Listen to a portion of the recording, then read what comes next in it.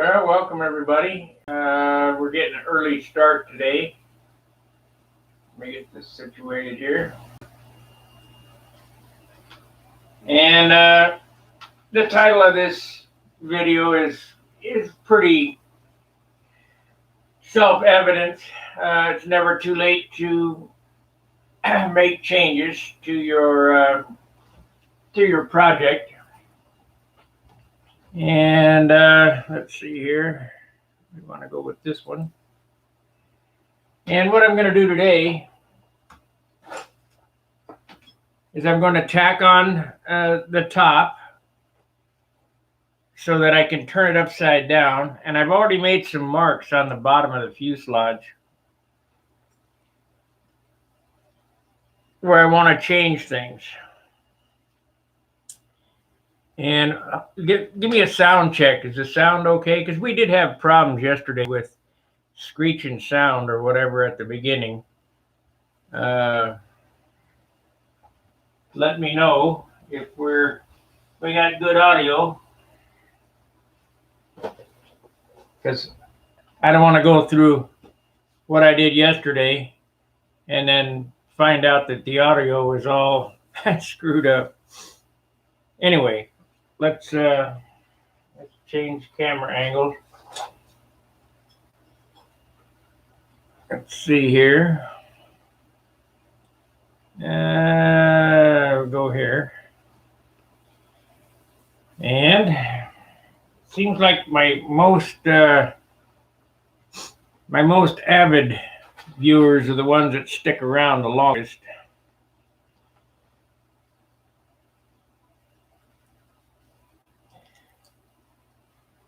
So I have this positioned, this top block positioned where I want it, and I'm gonna glue this down.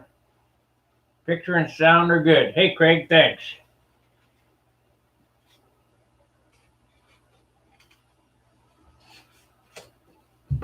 I'm gonna glue this down with wood glue, not CA, and hopefully it won't take too long to dry.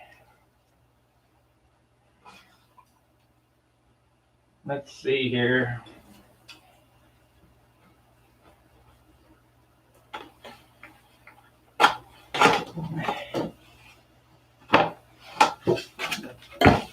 It fell off.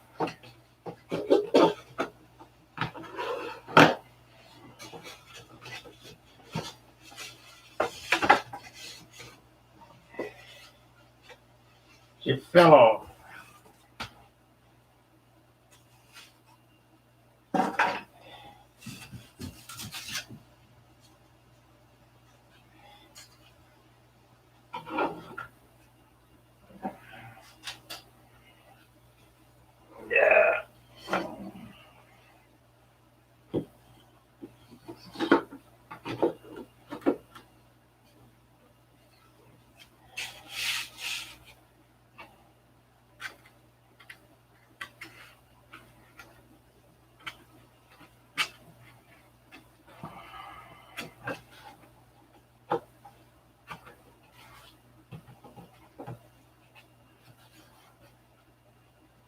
Okay, I want to make sure that the bulkheads are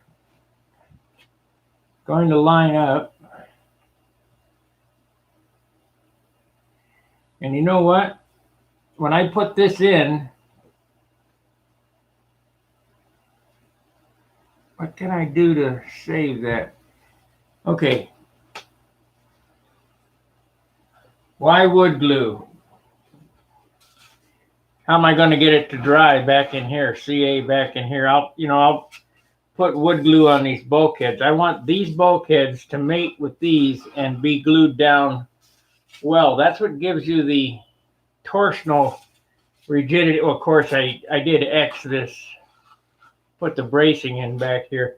This is overkill. I mean, I probably shouldn't have done it. I probably ought to take and cut out some of this wood.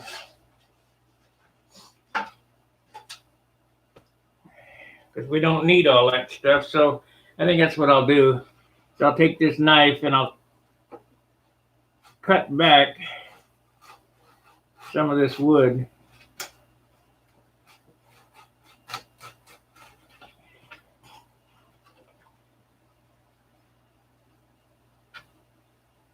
So what I'm doing here is I'm taking the knife and I'll rearrange the camera so you can see.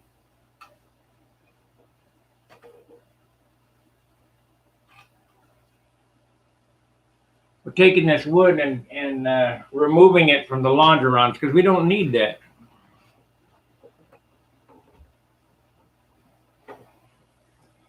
So right in here, we have extra material that's not glued to anything.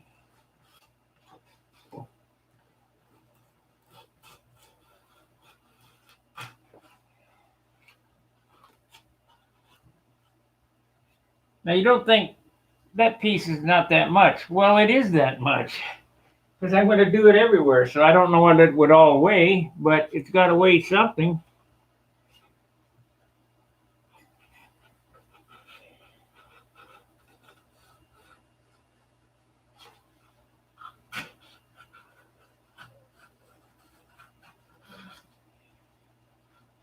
Just make sure you don't drop any down in the wing. That'll give you tinkers.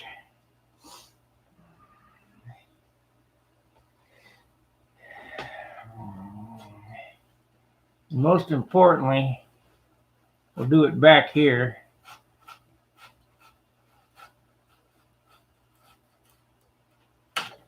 That fell on the floor. Good. I want to cut away as much material as I can.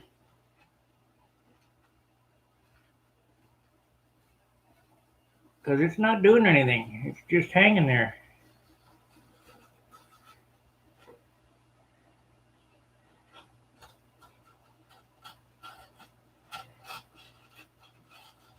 Now, if I was real slick, I could take, matter of fact, I think I will. I'll get my my file here. I had it somewhere.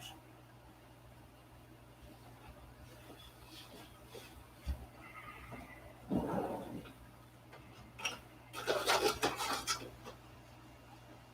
I'm going to take sandpaper on a stick.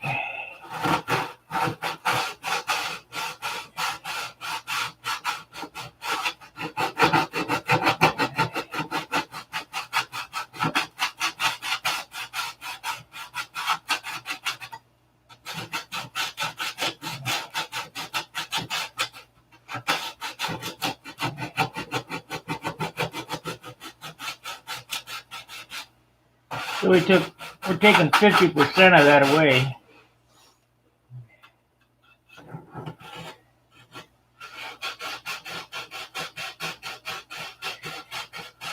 I could have made those things 50% smaller, probably would have helped.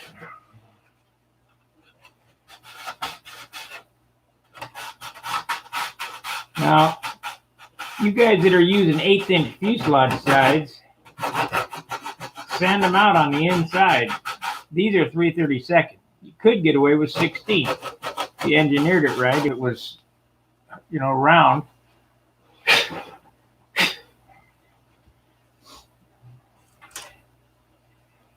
Well, we got some out of there. Let me move the camera up so you can see inside.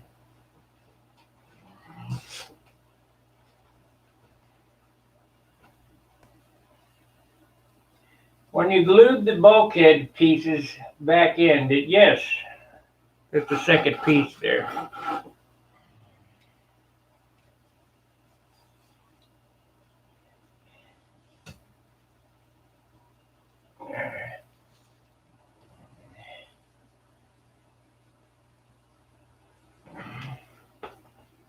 The second piece is right on top of that.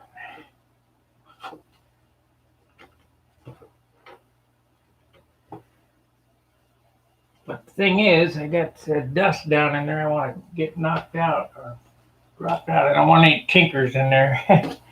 So let me turn this over, shake it.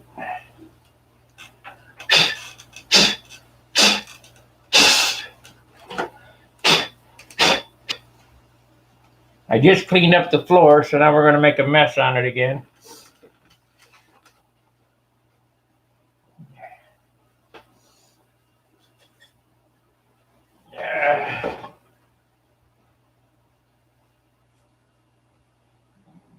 What the heck did I do with the knife? There it is.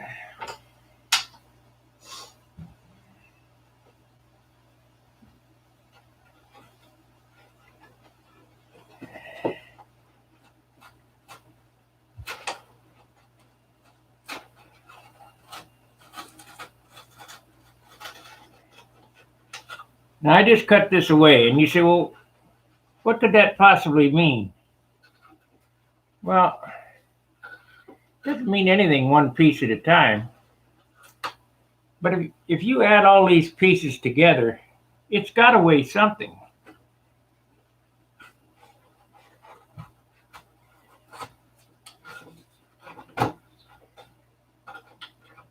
And it's just hanging in the breeze. It doesn't do anything.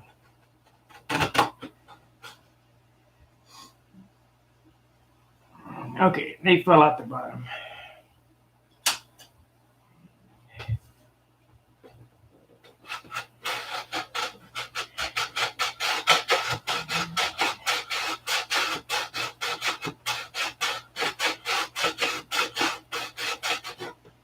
I could probably take 50% away from this too,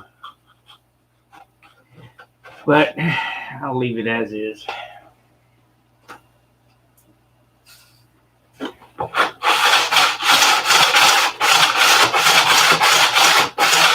On a nice smooth gluing surface, so we'll glue this, sand this down so it's flush.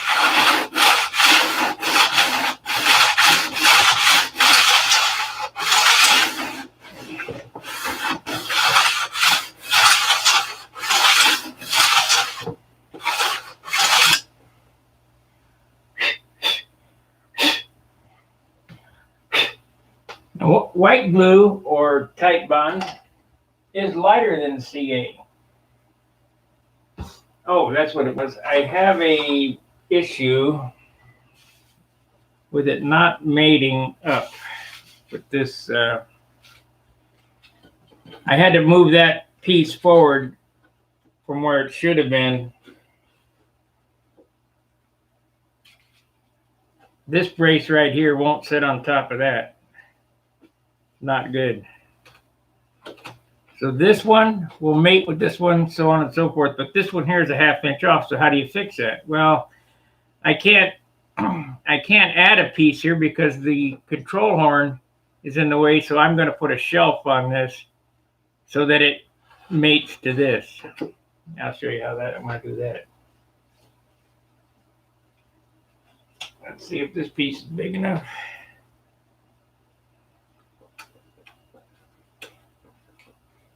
It is not. It needs to be twice the size of this. So we'll use this scrap piece here.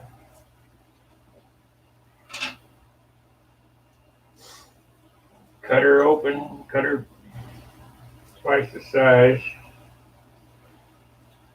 This is going to be a long video today because I'm going to try to get a bunch done. So if you want to hang around, fine. If you don't, you can skip around when it's finished. Let's see if this is long enough.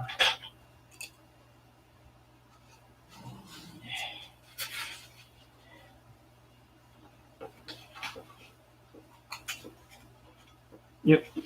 Okay.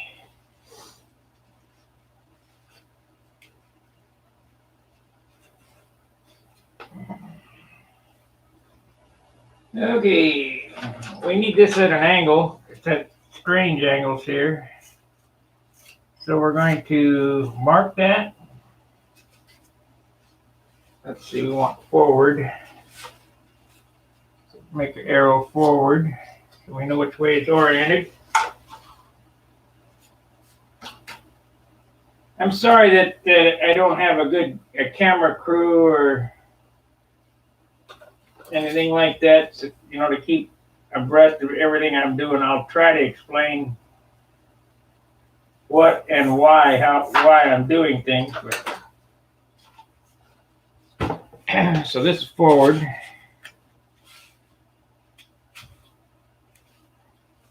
All these joints have to be super tight. Not to the point of forcing it, but super tight.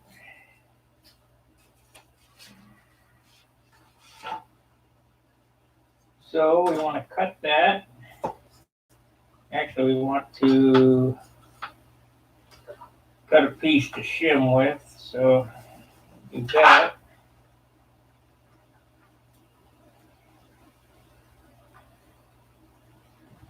And we'll leave the line on, cut away.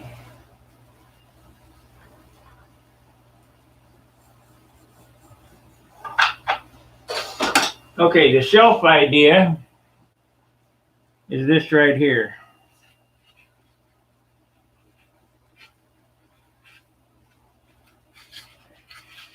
So it's going to take a little bit of fitment. Needs a little bit of adjustment.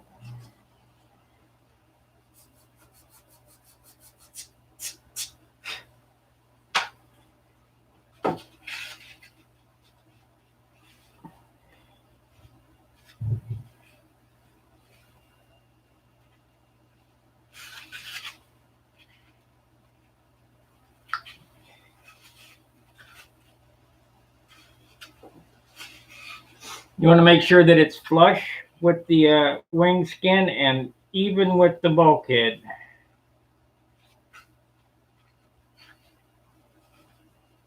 Tight enough how important that is. I look at so many guys' airplanes where they didn't take the extra 2 minutes to make the joint fit perfect. It's not good. Let me get this down up a little bit. There we go.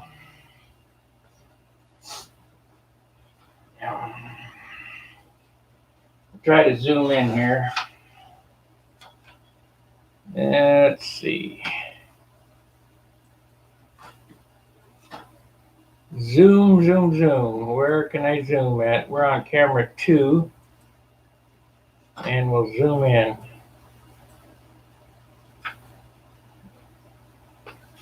Okay. These joints, this is going to be pulled together so that this is tied into the bulkhead. This will lay on top of this stringer across this way. Enormous amount of strength right there is what we're going to give it. So we'll zoom back out.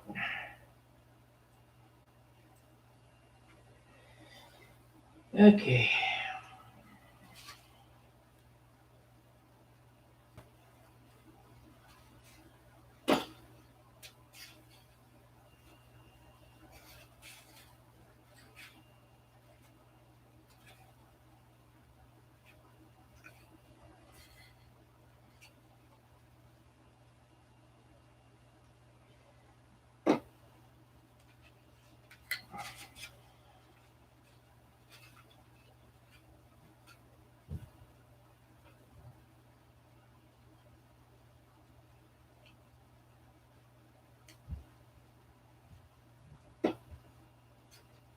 So I glued this piece in, and I made up for it by cutting the pieces out. We've glued in a piece that does something and removed pieces that don't do anything. So now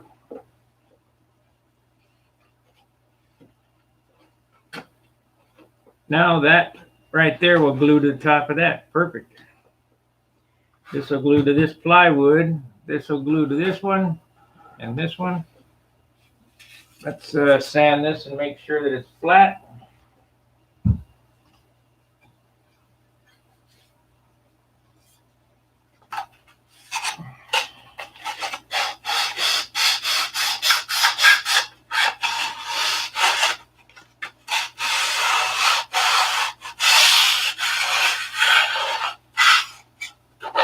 Old Japanese joinery.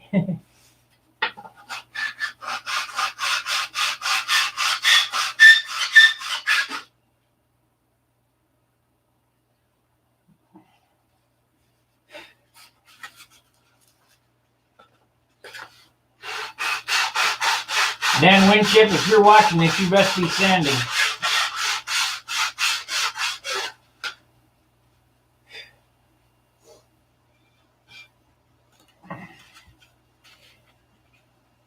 Now this will be cut and fit until it's perfect. Otherwise, you're wasting your time.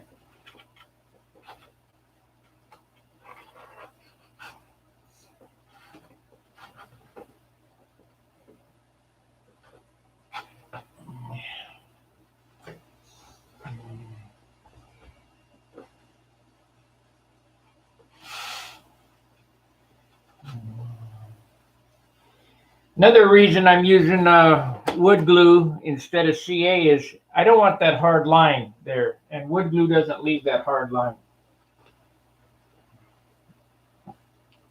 Let me move this off screen here so I can see what the chat says. Okay, it says, I don't think I'll make it. I don't think I will make it to 3 a.m. my time tonight, like last night. Yeah, well, I was on.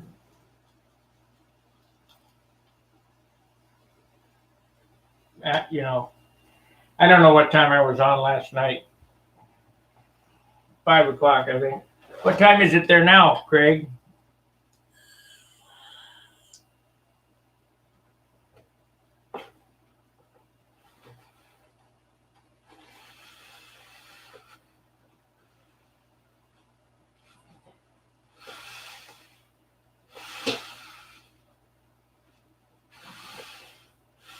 That looks like it fits perfect, so we're in good shape.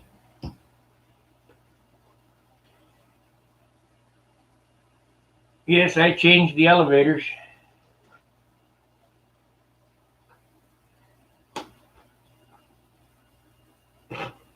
We made them considerably bigger than the Monado. It's 11:30 at night. Wow, there is a big difference between here and there. So in order for me to stream at your time,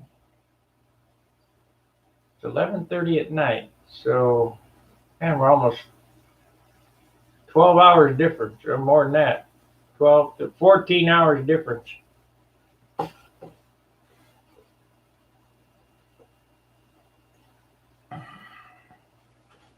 How come you're not sanding?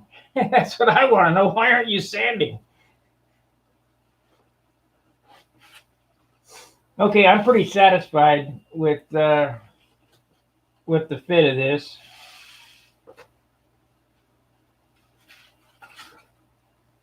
Let's see if we can show you a little better what I'm talking about here.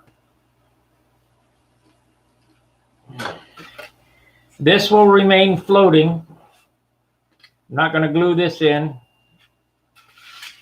till I get over at John's. I can stand back and look at it. So we have, this will rest on top of this. This will rest on this. This will rest on this. And of course, the back of the seat will rest on the plywood. So like I say, I'm pretty satisfied with the fitment.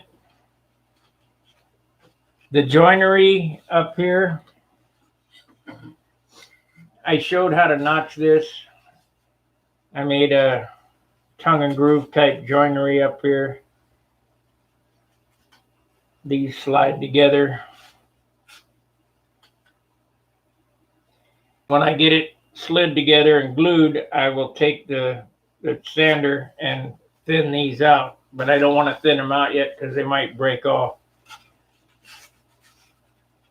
But after it's glued on, who cares? So, put this back on. Almost ready to turn it over and redesign the bottom of this fuselage. I got to thinking about that. You know, it just looked like a boat.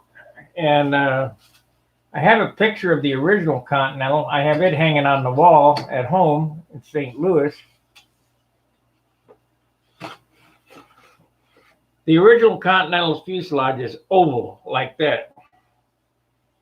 and it's a 1/2 inch wide here. Of course, I had to make it bigger because this is a bigger airplane. Matter of fact, I got a picture in the car. I'll run out and get it here in a little bit, and we'll show that picture of what I'm modeling, only on larger scale.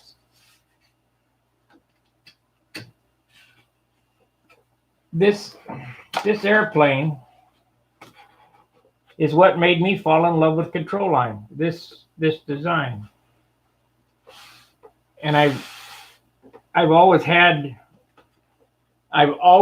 one classic Continental painted in red, white, and blue.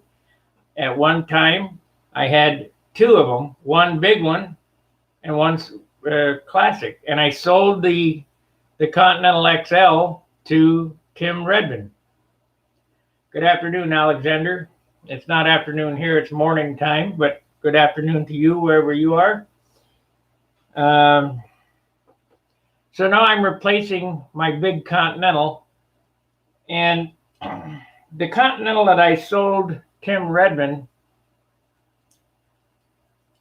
was a Continental look-alike. This is going to be morning in Scotland. Okay, it's morning here.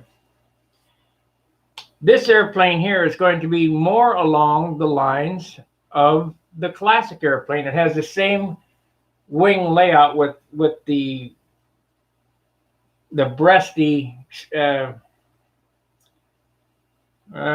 cord.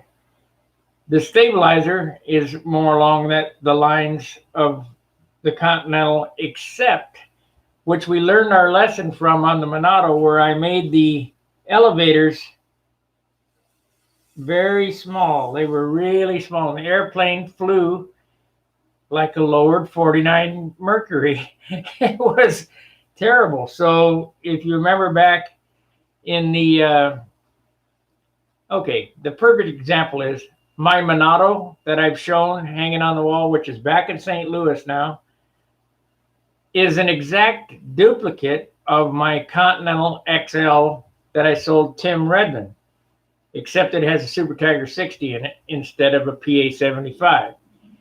So after all these things that I've learned over the years, building different planform layouts and design and things, I'm putting it into this airplane here in hopes that I can get one that flies with modern day aerodynamics and classic day looks. So I made the elevators bigger after learning what happened on the Monado. The other ones were very small. I have them in the car somewhere. They were very small. So we've doubled the size and width here. It's 4 inches, 4 inches on the stab, because the stabilizer on the other one was narrower. We need a bigger stab. The wing is more along the layout. The cord of this is 11.5 inches, and that's basically the same as the original classic Continental, 11.5 inches. I think it's 11.25 on the Continental original. And then, of course, I have all the doodads. And the doodads is why I had to cut these big gaping holes in this. The doodad of the counterbalancer that's curved will have the fillets that are huge. I just ordered templates so I could do these. And the fillets that are huge in the leading edge, which I'll show after I receive my 1/2 ounce cloth. And then, of course, the fillets in here. These are, I mean, they're backwards. They're exactly backwards. Everything shouldn't work, but it does after fiddle futzing. And then, of course, the odd shaped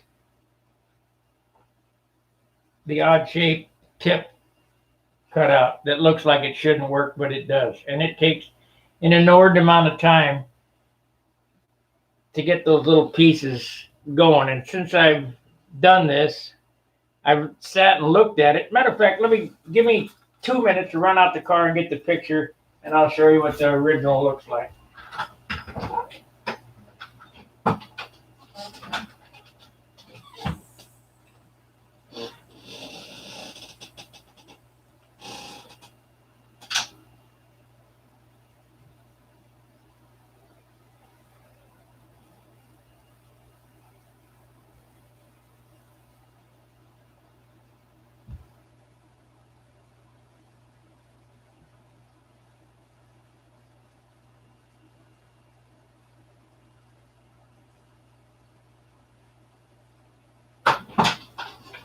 Okay.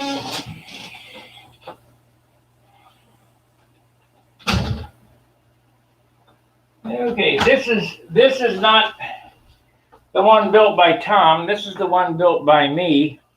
That's hanging in my office in St. Louis. But this is what this airplane is going to look like.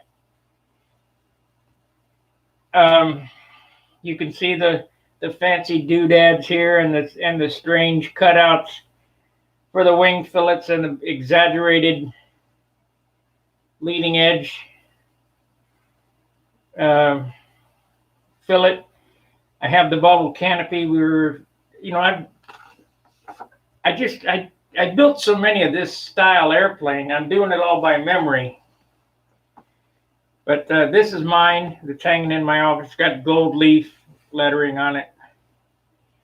That's what we're building right here. I think I'm going to change the stripes. I think I'm going to make them flowing instead of the art shawl paint job. There's checkerboards on the bottom, 2-inch checkerboards on the bottom, and the tail. We'll probably do that because it looks cool when you turn it up into a wing over. It changes from stripes to checks. But this one here I built. This airplane is 7 years old, 8 years old. So that would be 16. I built this in 15 or 16. No, 14. 2014. If you go back and look, you can see that airplane being built on the channel. Anyway, so the concept is to build that airplane in modern day numbers. When the original came out when the article came out in 1971, the airplane was built in 69. The article came out in 70 or 71.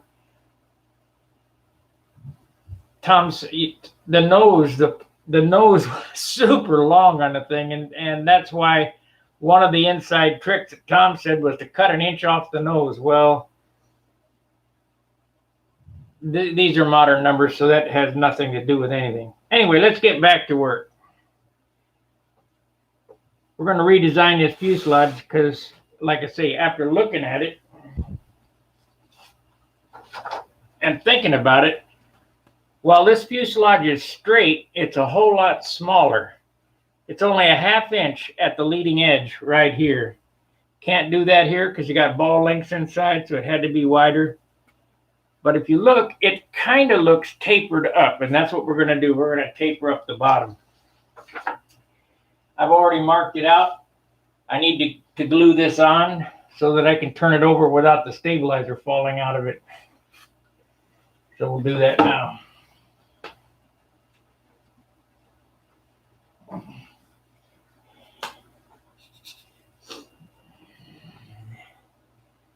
We'll do that now.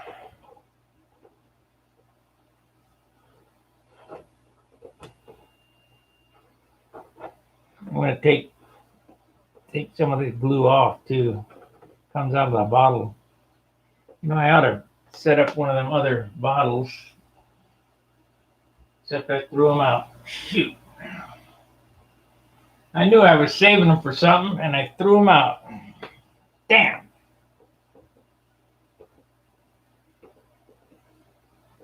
Too much crap.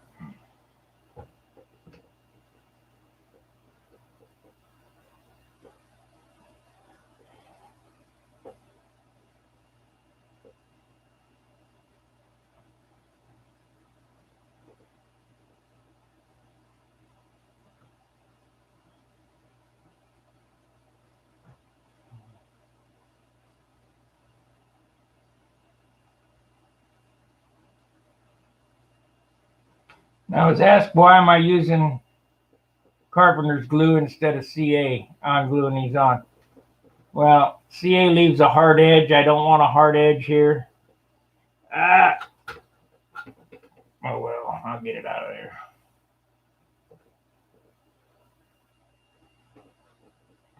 And there's no way to glue inside there with CA.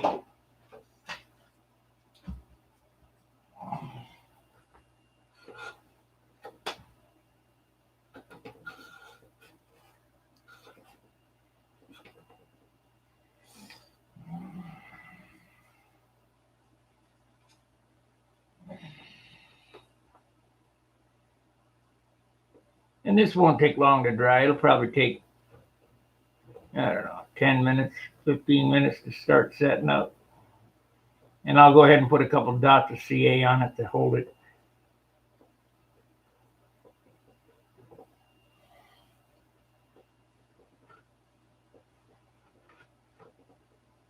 Okay.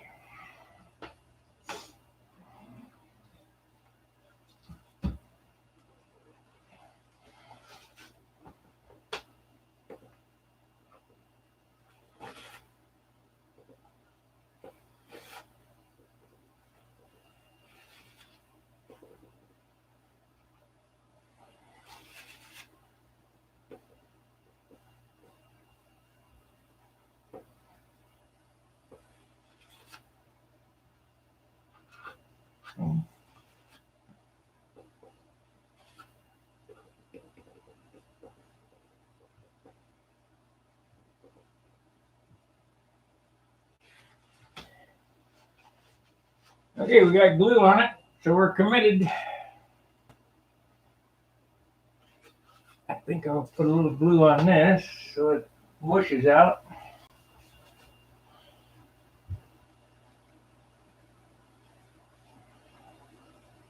Get that tail post on there.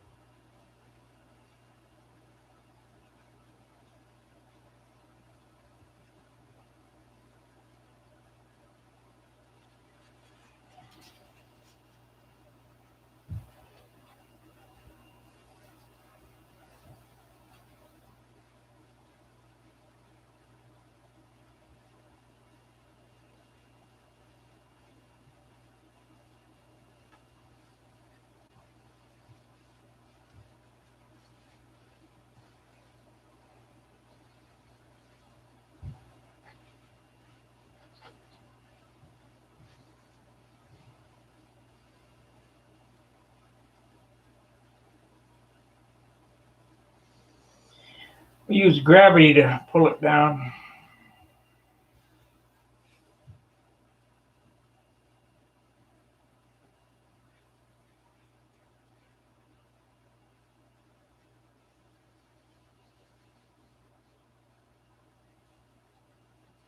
Gravity and tape.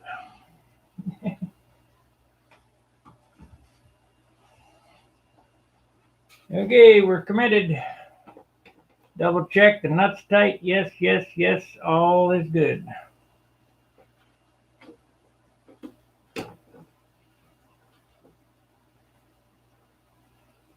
Oh, shoot. Damn. Damn. Forgot. Can't glue over the top of the stab.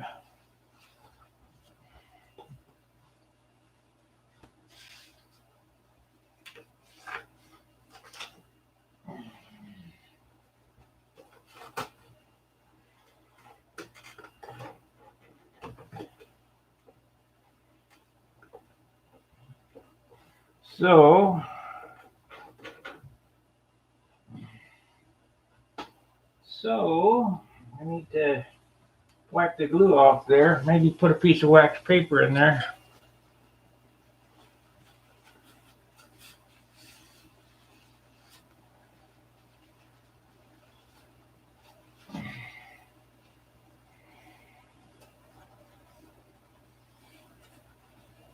That would have been a disaster.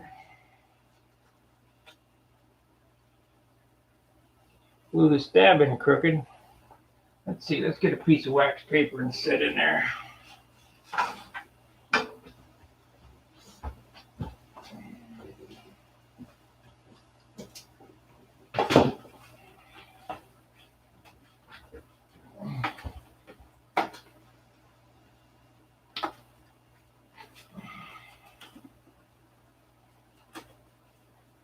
Damn, childproof.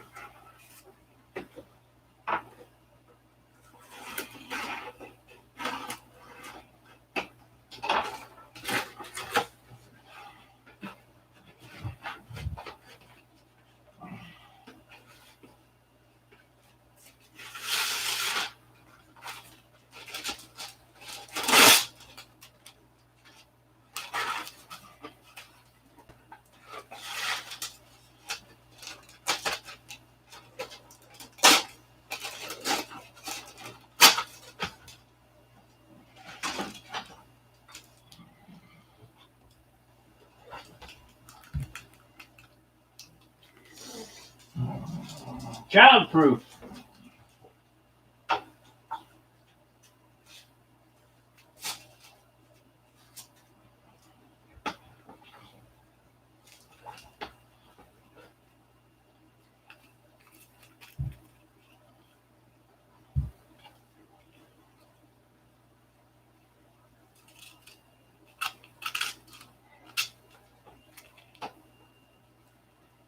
That's close enough. I'll be able to cut her loose if I have to.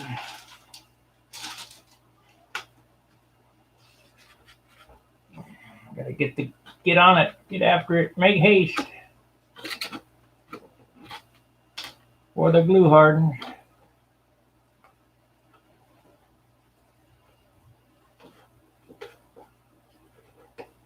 Yeah, good. Okay. Now, tape. Tape. There we go.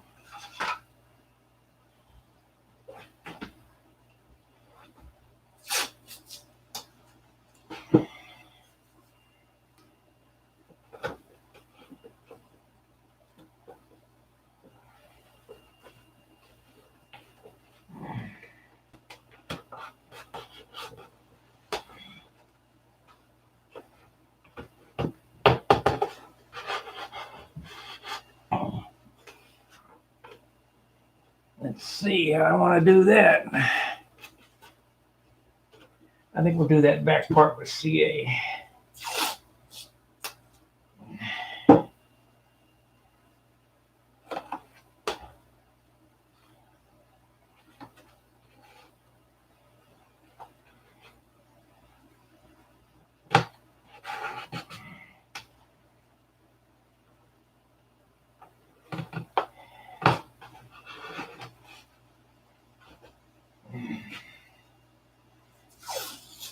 Now we shouldn't have a glue line there.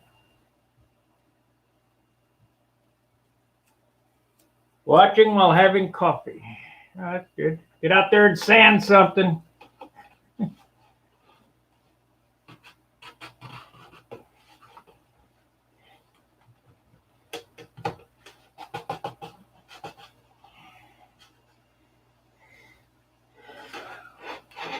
Yeah, we still got this loose. That's good.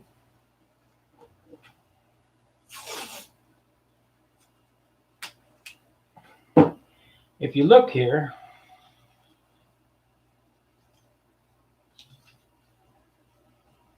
let's see if we can get a close up. If you look here, the glue is smooching out here, and I'm only going to have maybe a 64th seam to smooth out because I made the mold buck perfect. And hopefully, like Craig Biswick, I guess you made a mold buck and did this. Hopefully my method worked for you.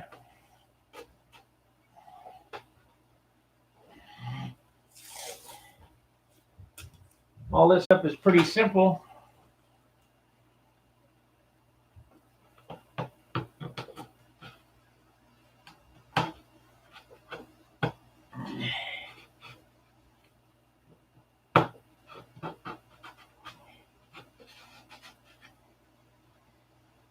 Wipe the glue off.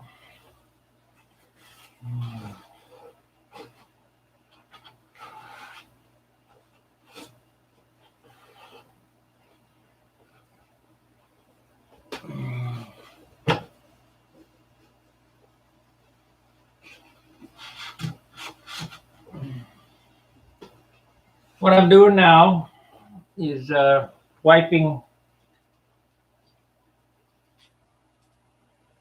the glue off. Any of the glue that's seeped out of the seam, we'll wipe it off to make it easier to sand. Pretty common sense.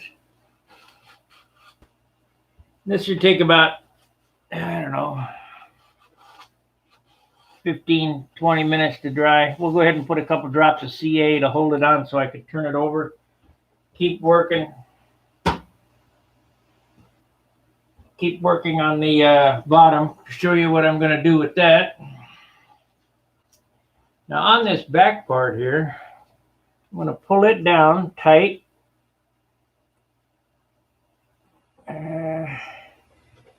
I want to get something inside to push that open. Got to have a stick. Use a stick. I guess we can use a sanding stick.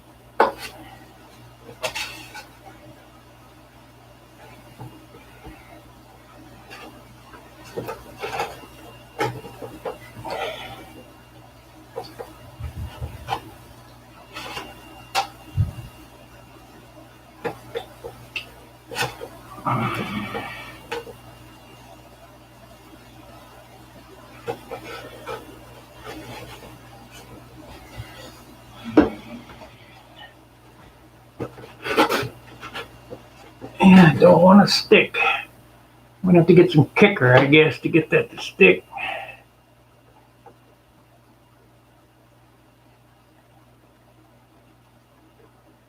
This is where a third set of hands would come in real handy right now.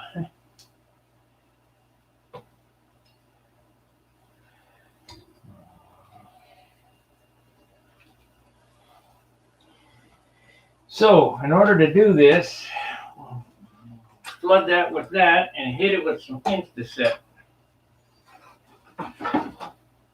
That may or may not hold it.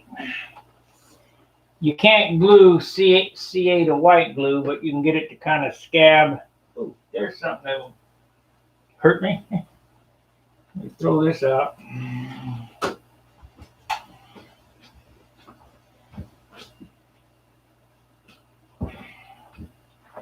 Just found a 1/4-inch piece of scalpel blade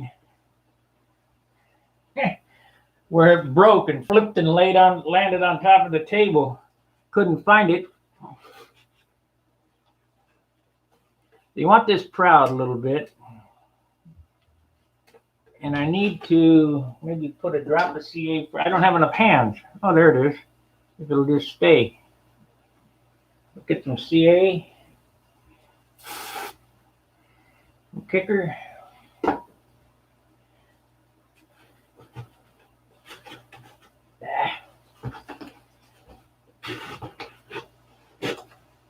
Does not want to stay.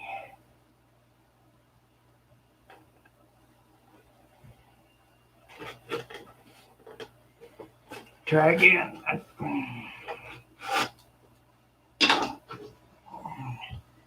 want to make a rock back here, but I want it to stay.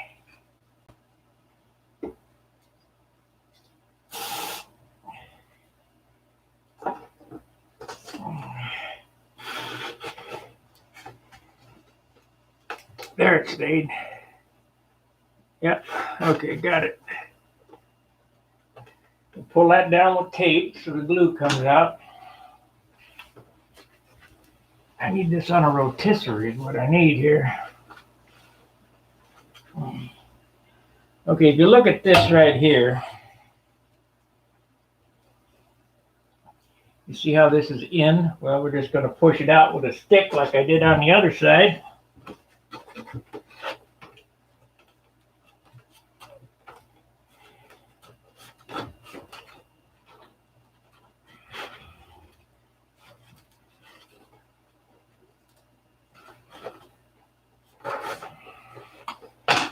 That probably moved. Yep. Need another set of hands. And some thick CA instead of this thin stuff.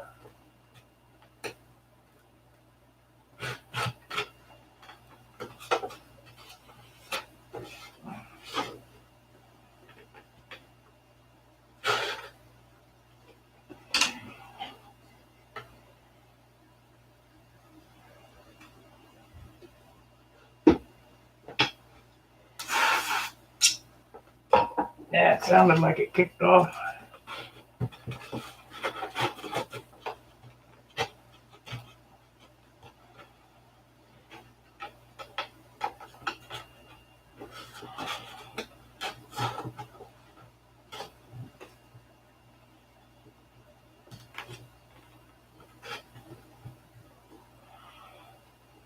All this flexing here, this is going to make it easier to sand.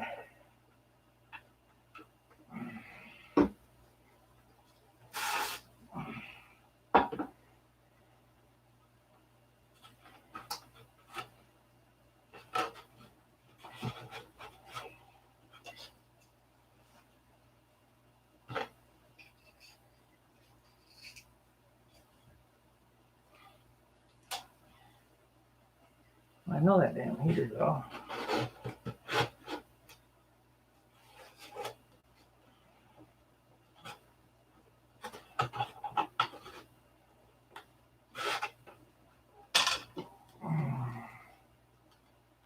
I can't get it. Maybe if I stick a pin in it, still got to hunt down them pins that fell down.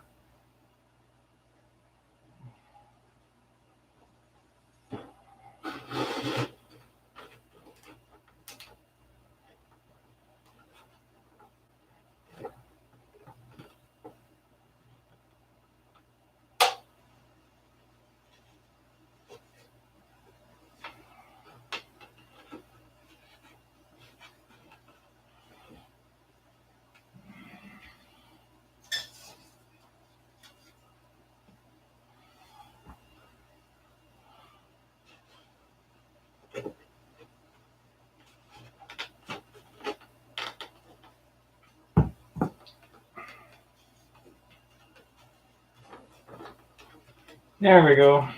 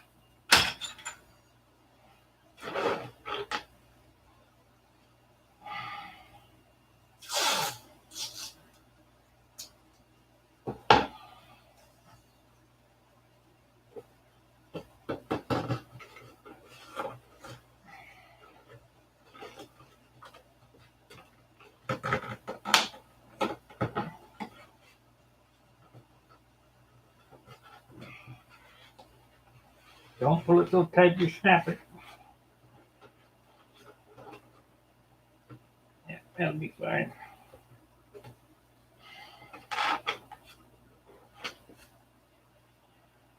Okay, got the first project done.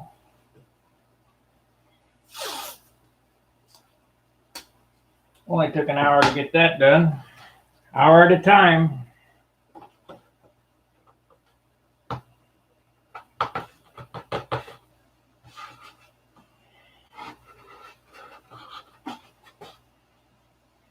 Looks like that glue's already setting up pretty good.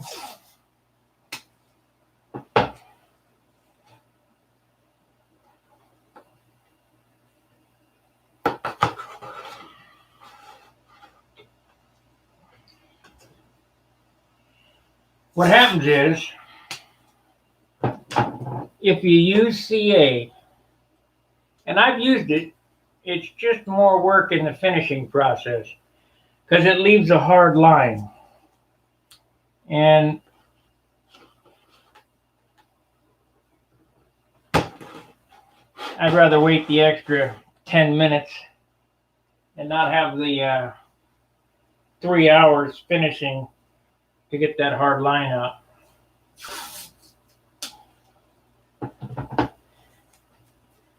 Just a tip.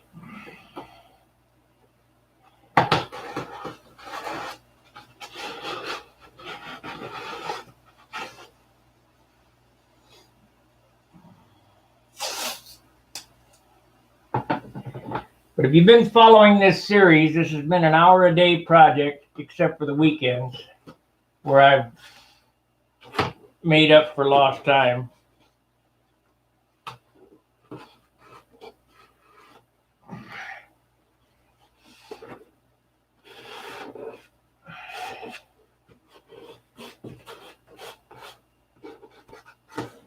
So we wiped off the excess glue. We got the stab floating, which is a good thing. Last night I spent a lot of extra time getting the controls super free, making sure they weren't rubbing on anything when it's in the correct position. Otherwise, what happens? Your airplane hunts. We don't need no hunters. I've got plenty of control movement. It's all zeroed so that when it comes off the bench onto the field, I don't have to fiddle fart with getting it to fly right. Got all the joints tight as possible, glued well. Let's see, make sure this is still good. Yep, we're in good shape here. Get one more piece of tape up there.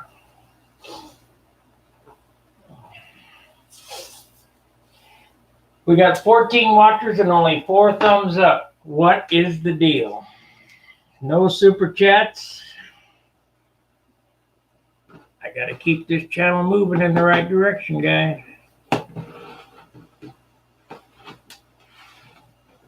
Gotta have them thumbs up. If it helps you. I mean,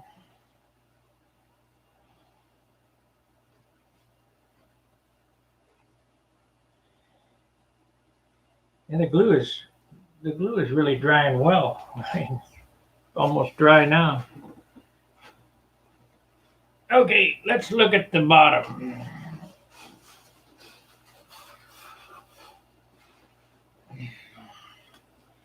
Now this looks like it would be an easy thing what I'm going to do, but it's not going to be. Because the aesthetics I want is a long taper. I could just start at the trailing edge and whack it off.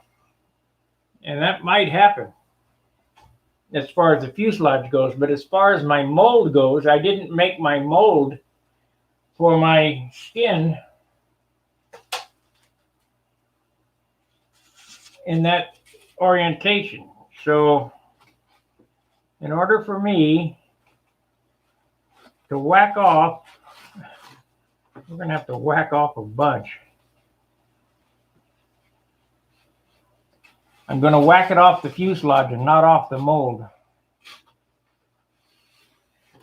so that it's tapered down like so.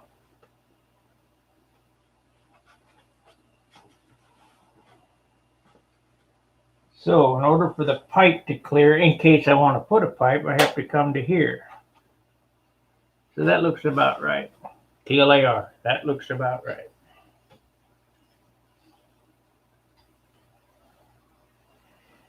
So this piece here is going to have to be split and carboned. And we can do that, and that's what I'm going to do. Carboned or sanded one. That'll cut out that screw up that I made on the this stabilizer too. Just worked out perfect.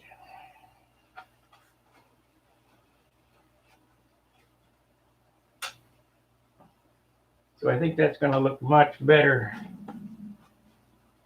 like that. So I'm going to take a pen and draw a line, and then measure to the other side and make sure that we got it right, and then take a look at it. Never too late to whack it off. It's only wood.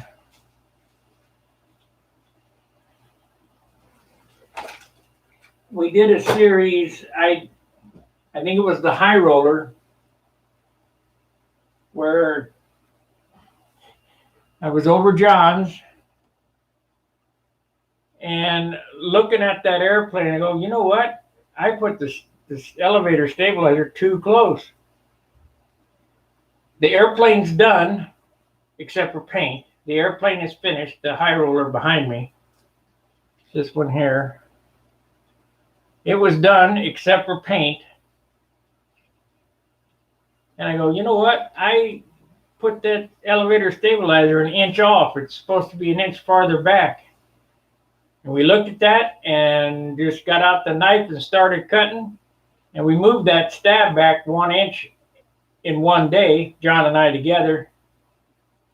And it worked out fine.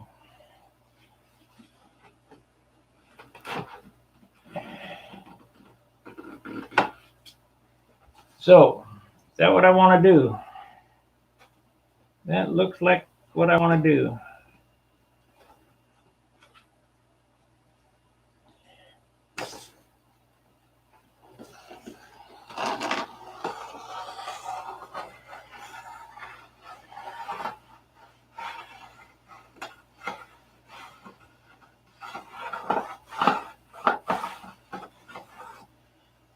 Not only that, better aesthetics takes some weight off.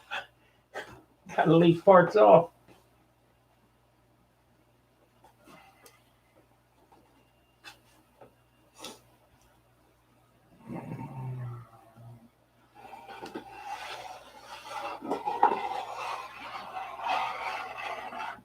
Whoa! Gotta have better control on the pen than that. Wow. Wasn't paying attention. That might be hard to finish over the top of that ink. Why is that doing that? Must have grain pulling it that way.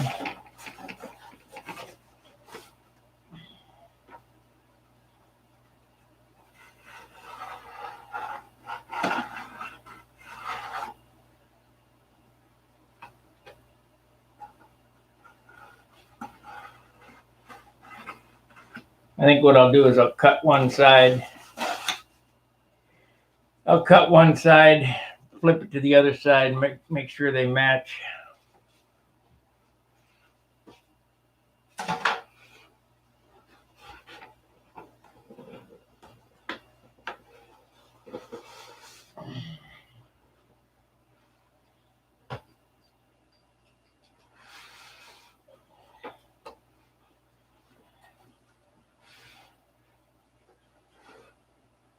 So we're going to cut 5/8 of an inch off at the tail post all the way back to the front. And that cuts a little out of the pipe tunnel, so be it. But I'm not sure I'm going to run a pipe on this one. I think the PA on the muffler will be fine. And if not, the pipe can just hang out a little bit. So in order to forego any tricky stuff, I think I'm going to run that cut mark all the way to the cowl instead of 4 inches back and then having to bend and Mickey Mouse around with that. So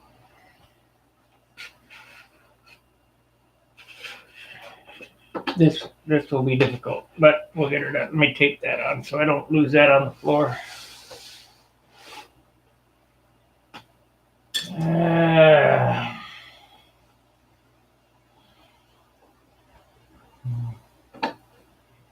Never too late to redesign.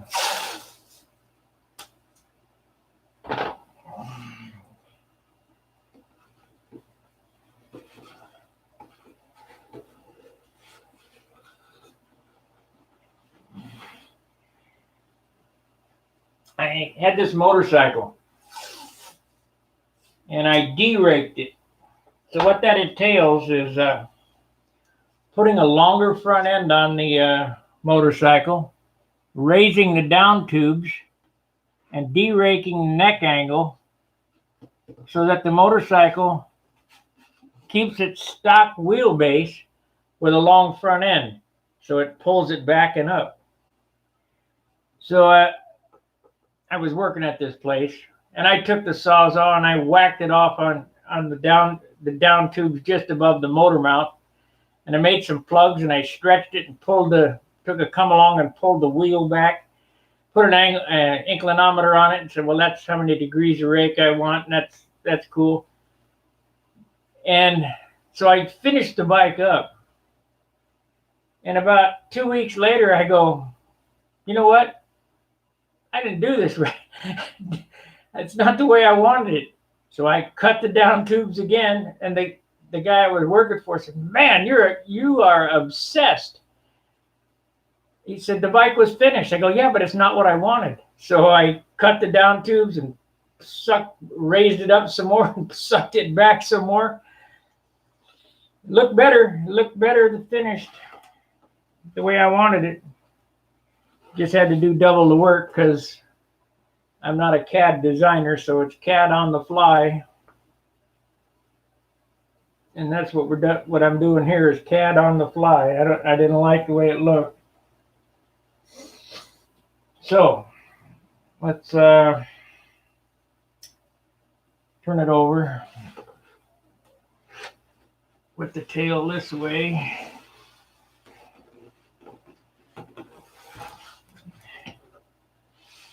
I'm going to make some measurements here.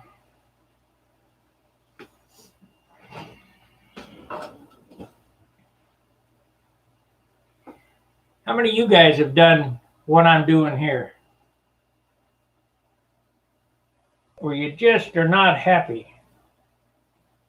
However, that changes the pipe tunnel there. When I cut that off, that'll leave a little spot that I'll have to fill in. So let's get out the Mitra stick. Did I luck out? No, of course not.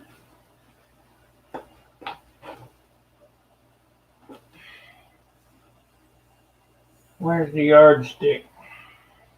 The yardstick thinner.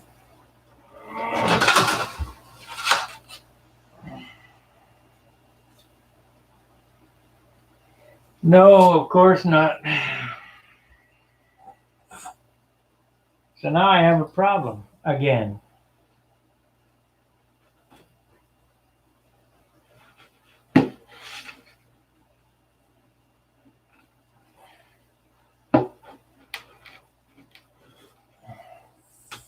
This ruler needs to be half the thickness of this. How am I going to fix that? So I got to ponder a thought here. What am I going to do? I guess I could use a piece of balsa wood doused in CA.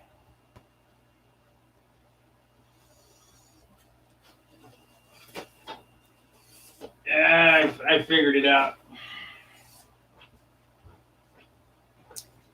I'll take this, make sure it's straight. It's straight. We'll take this,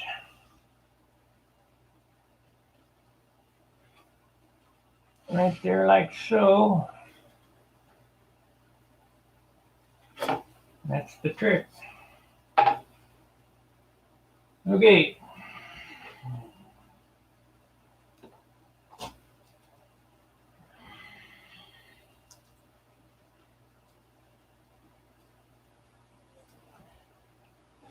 See, I was gonna come to here and start the taper, but that leaves 4 inches that I'd have to make the break in the bottom molded piece, and I don't want to go through the rigmarole of that, so I'm going to go all the way to the back of the cow.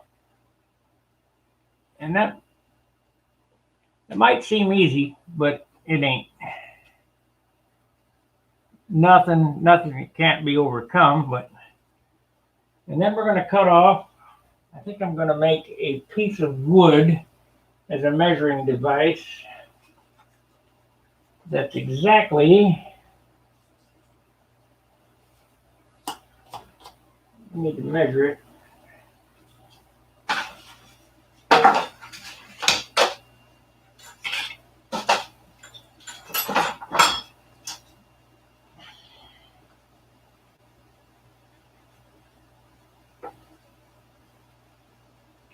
Actually, I'm cutting 3/4 off the back, not 5/8.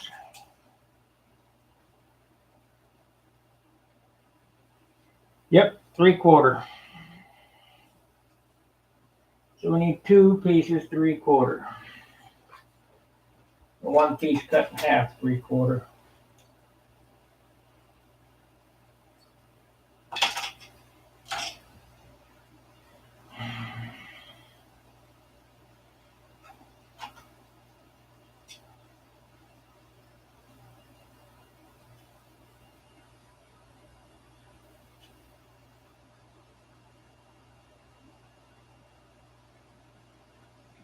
If I was really good, I could just eyeball cut that, but I don't dare do that.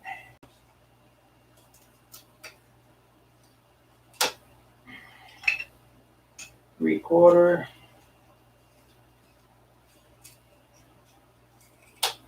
Three-quarter.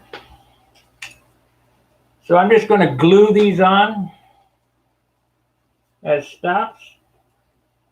You know what? I'll cut that in half and use a smaller piece.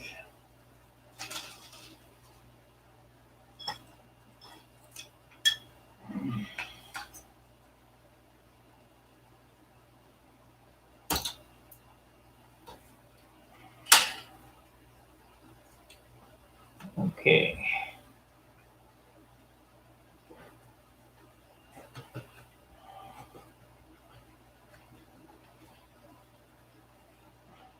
I'll give a close-up view of this when I get it on there. This is basically what stuff like I do at work. I tack weld. Of course, it's way across the room. I tack weld a piece of steel to another, and then after I've used it as a tool, I just cut it off. Well, that's what we're going to do here. We're going to tack glue these stops on it.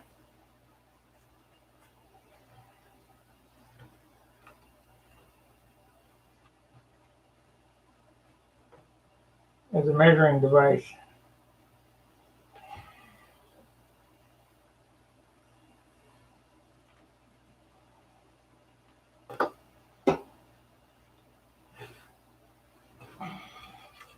Now the stick just rides up to that on both sides. It'll be exactly the same.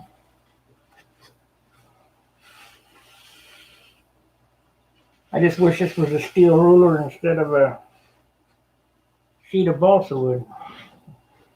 But I need a ruler that's a 1/2 inch wide. I guess I could go to Lowe's and buy a piece of 1/2 inch aluminum. We'll just fake it.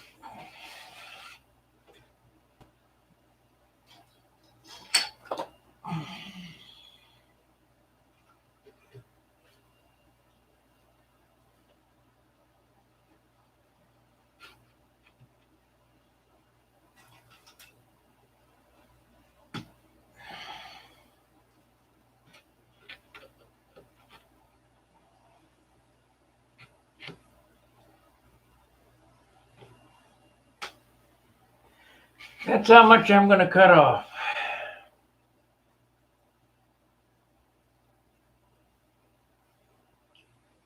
You're going to have enough clearance for the horn. Oh yeah, long ways. Because you got to remember, if I cut it right down to the horn, I got that much sticking up still. So plenty. I'm going to weigh this piece, and we're going to see how much weight we've taken off the airplane when I get it cut off.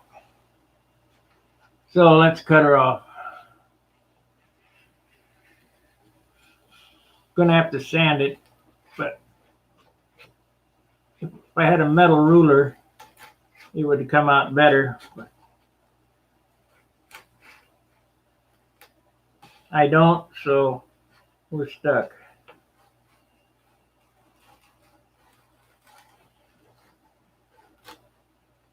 I'm committed now.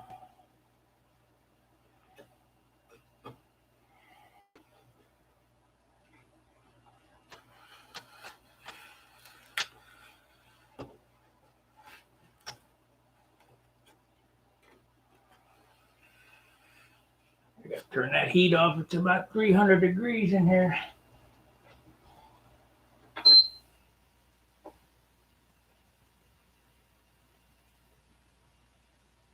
No, the tail post won't be wider, Dan.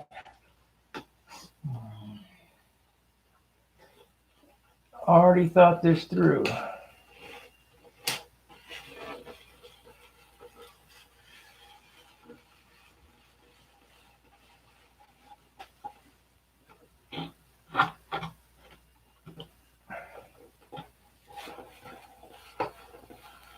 And we're gonna have a ton of sanding to do to get that straight. But that's okay, because that's what I want.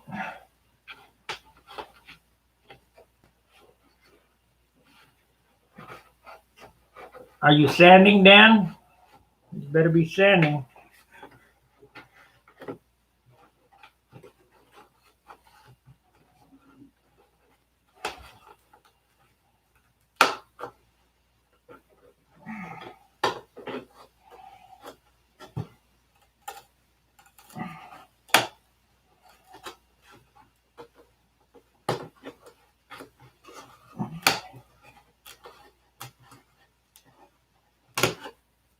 Okay, save that part away.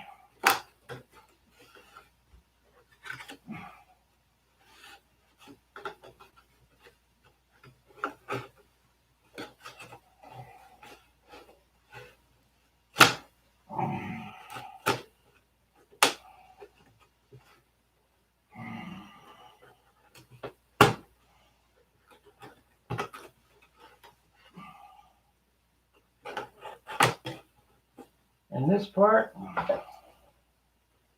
we have whacked the crap out of it. I'm gonna cut this large so that I can sand it straight.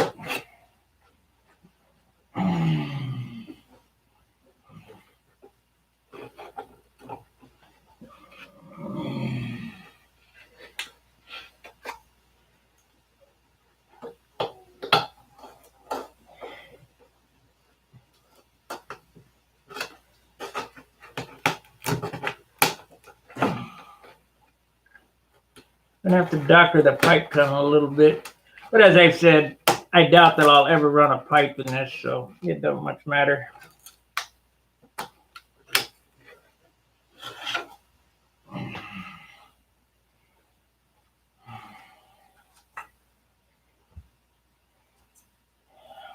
Okay.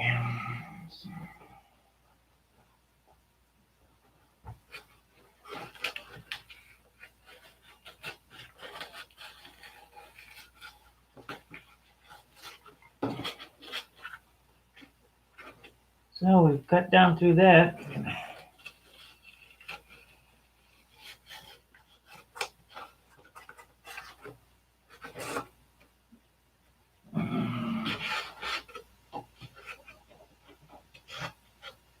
You guys.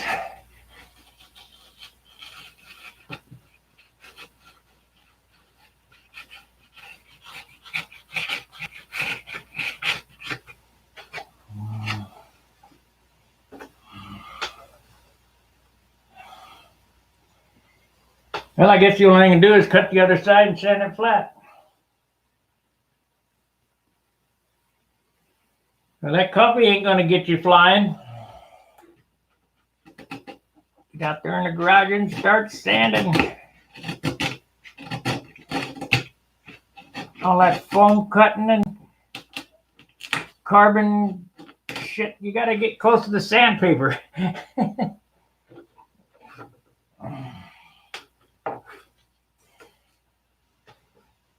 Okay. Wow. Wow, is it crooked? Oh well, I'll sand her to shape. Okay.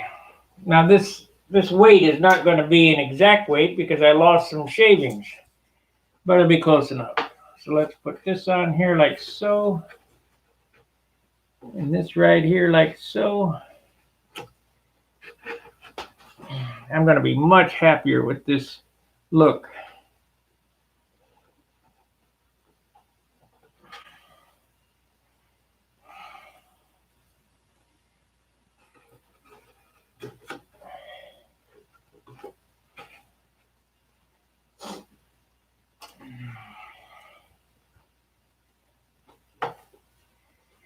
Okay, nothing to do but to do it.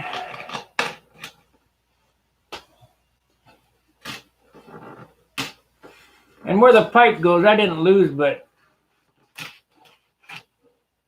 1/4 inch, so I don't think that'll make a big difference, but I lost 3/4 of an inch at the tail.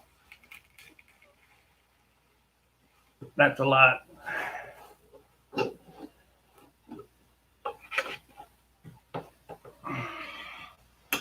That's a lot. We're going to get this buttoned up today, though, so we can next week get over to John's and put the tail in. I can start finishing this thing.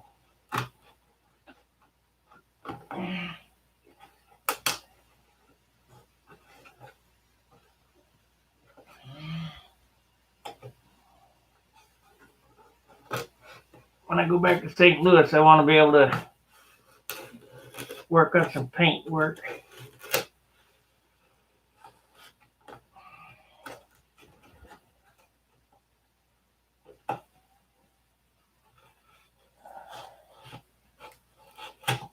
There we go. Now it's a matter of sanding it flat.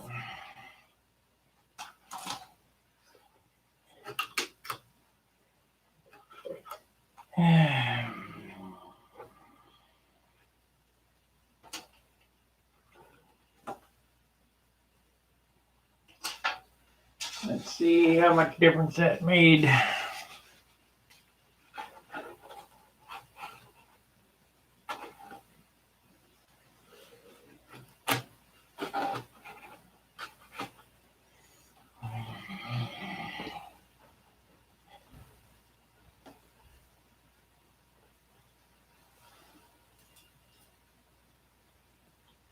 Yeah.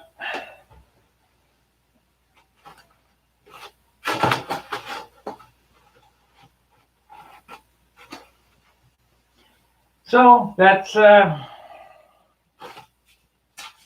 part. Let's get a weight on how much I saved. Hopefully, 1/4 ounce.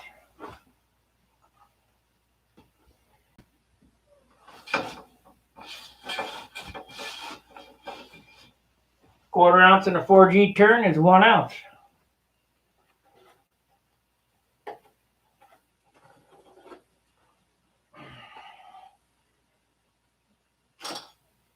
Let's see here. What do we get? What do we got here? Where's my scale? Scale.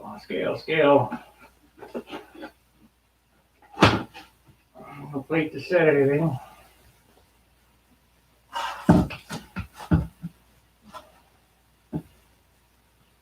There it is.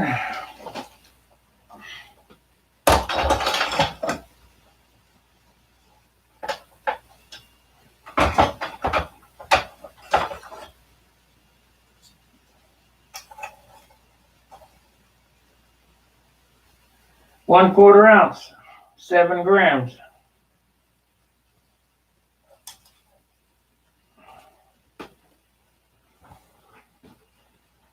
So this is what's got cut off. That's quite a bit.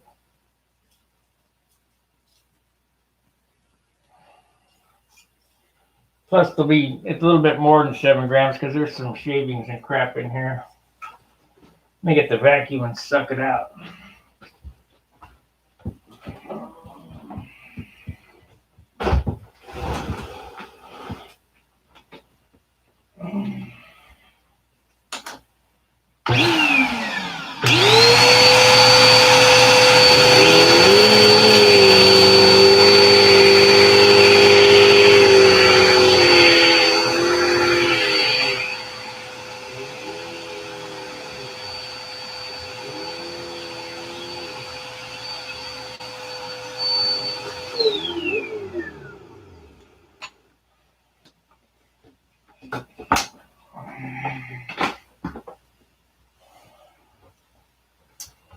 So now, unfortunately, because of how I had to cut that, I have to sand this by eye. But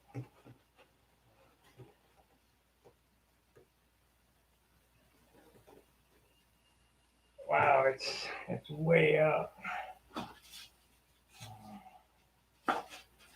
It's way up. It's gonna take some fitment on that one.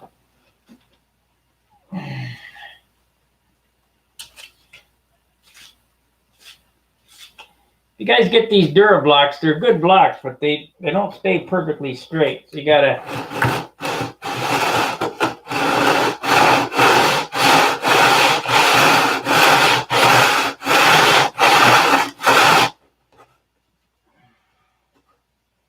when is that one?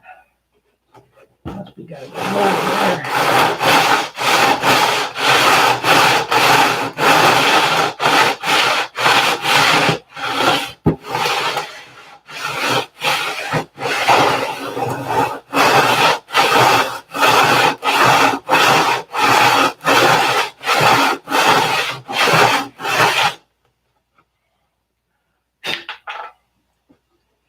Gonna be some more vacuuming. Wow.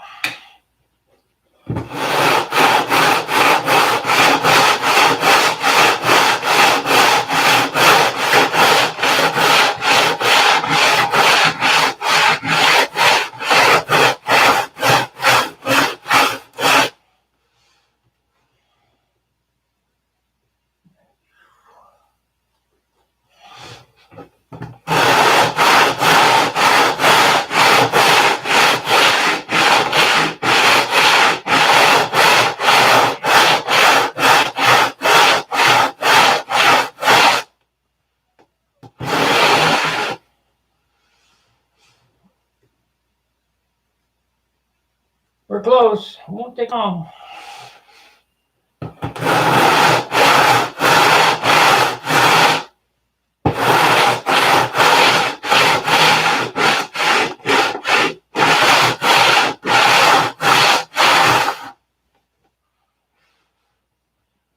So now I have to put back in the longerons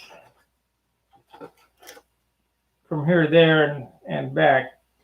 Does it need them? No, I'll probably make them half size. Let's see here. Pretty straight.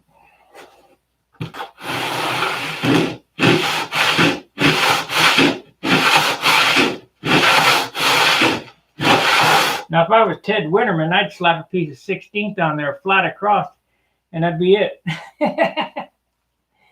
But I can't do that. Not my style.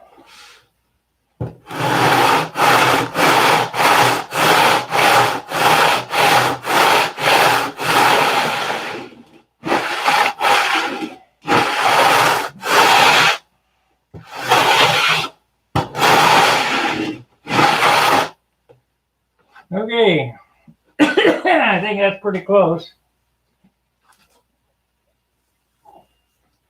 We'll get the long bar on it now.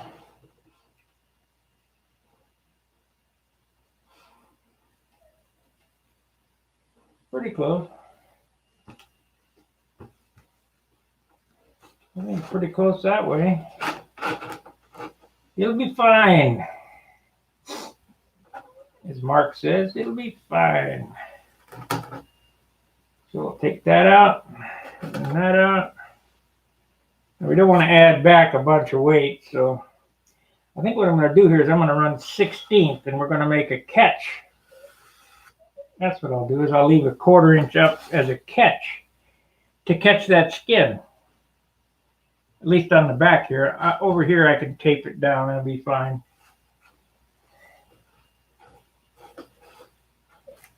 But this fuselage is really stiffening up after the X braces in there and the skin glued on. It'll be, and once the bottom's on, it'll be damn near impossible to twist that. Can't twist it here because it's pipe tunnel. So let's vacuum out that debris.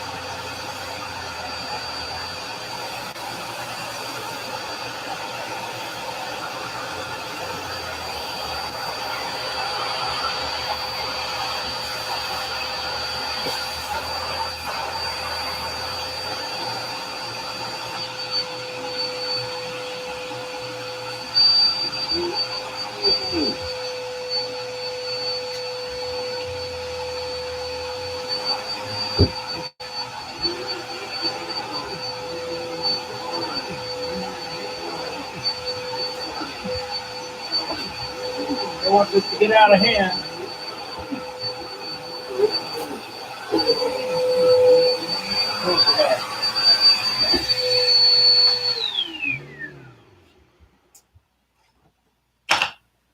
All right. Any questions? Any concerns? Danny said the tail post would get wider. I don't know how you could imagine that. It's glued to a 1/4 inch piece. How can it get wider? This gets a block back here. Yeah, I have found it easier to block the tail than to try to mold that tail. Even the top piece, it turned out all right, but it's easier just to put a block in it and sand it to fit. Sandpaper is your friend. Let's tape that on and turn it over and see what it looks like. See if I cut it off enough. I might need to cut it some more.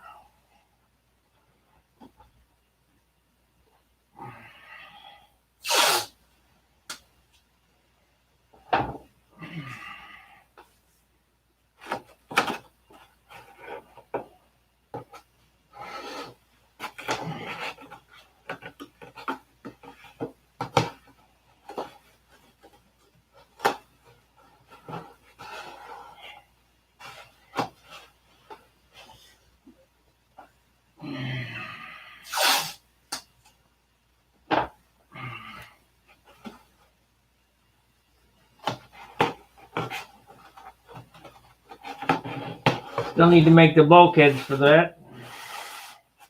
Fits perfect though, like I knew it would.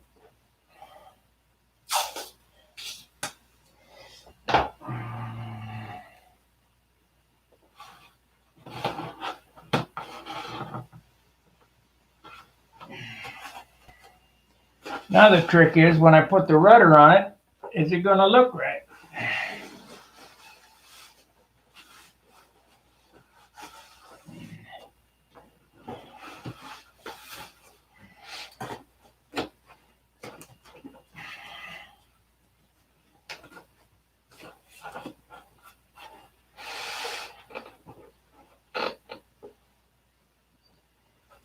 Okie dokie.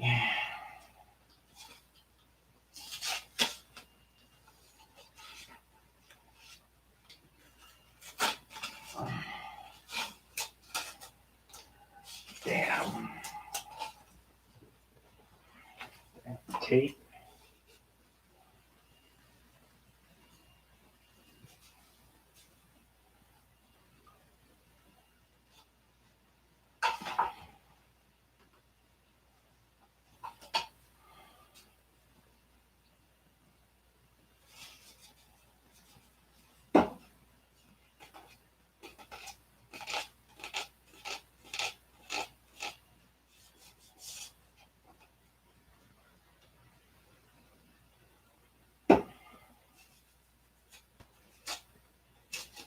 It'll be fine.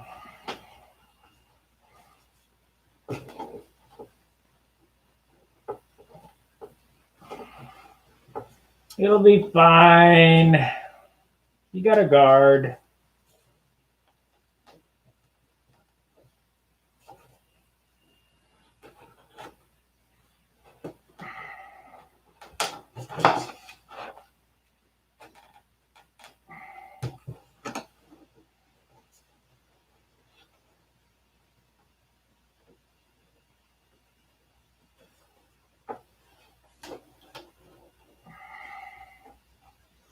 Okay, so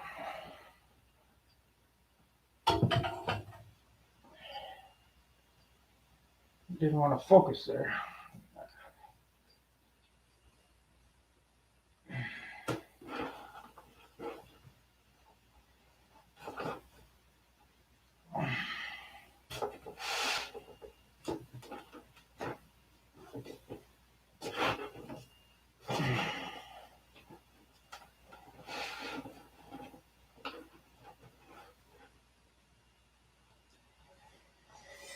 Okay.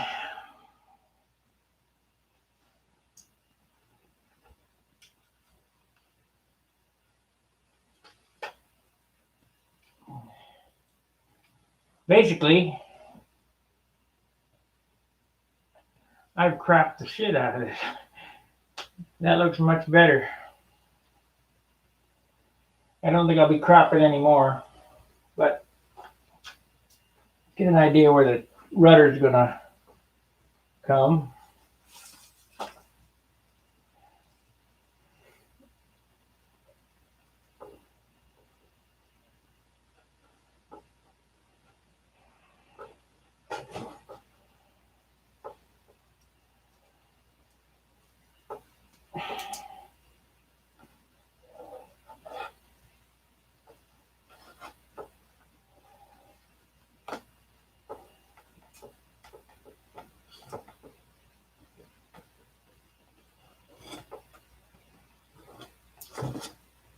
Lost 3/4 of an inch off the bottom of the rudder. I'll have to, well, just, yeah, that'll be fine.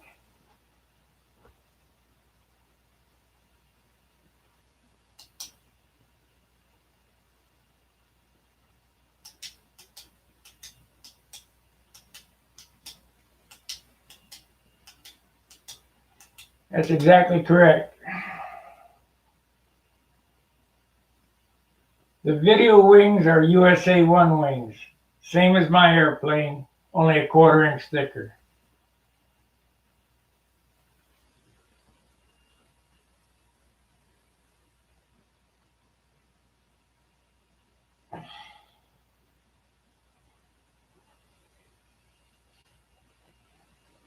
Billy likes thin wings, and with thin wings, you better build super light.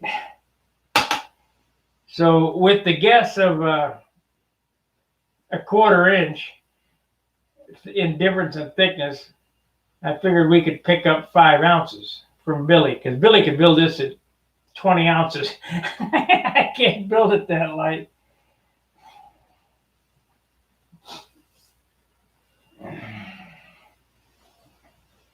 But I just keep looking and cutting. Yeah, that looks much better. Man, that looks way better. We dropped the crap out of that. I'm sitting on the couch looking at this now, trying to get an idea of how it's going to look in the air. And my eye angle, we need to drop them. Take this off.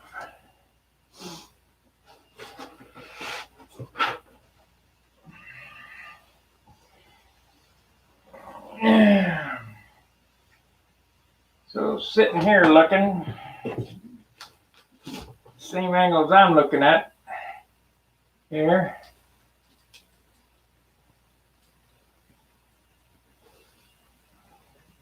We lost a 1/4 ounce, meaning that in a 10G turn, we lost 4 ounces. Is that right? 1/4 ounce and 1G turn would be 1/4. 2 would be a half. 4 would be an ounce. Yeah, 4 ounces. 4 ounces in a 10G turn, that's a lot.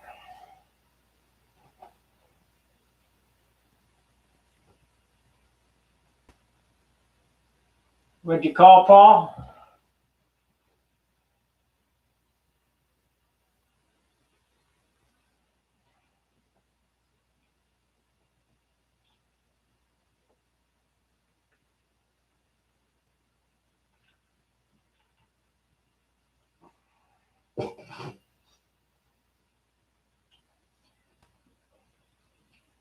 Yeah, I just been tweaking on this airplane for a lot of years, this layout, to know.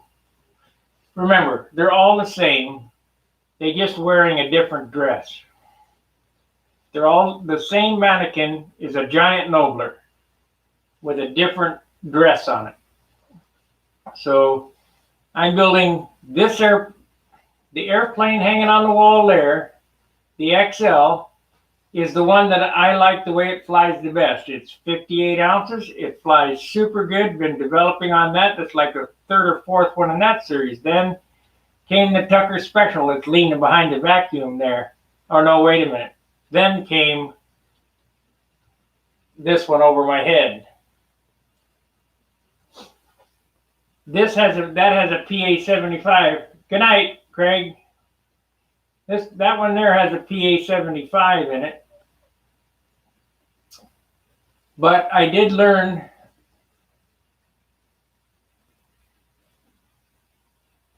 Oh yeah, I did learn from that airplane that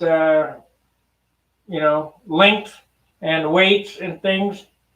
So when I built that airplane, the Tucker that's behind the vacuum, which is not to be confused with that Tucker, I did learn that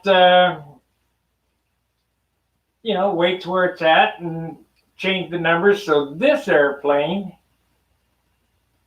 is a rendition of what I've learned from the high roller and the other one. So this one here with a PA in it should work fine.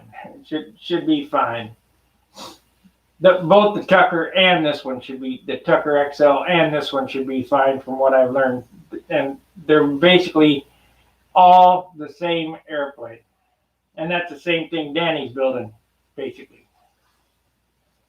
And that's the same thing that John's got, that his Junar. Now he's building an SV, which is a different plan for him now. I don't know why he went back to that, but maybe because he hasn't flown his other one. But when he flies it, he'll go, wow, big difference.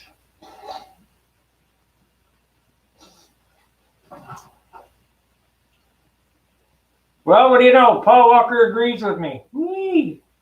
I'm impressed.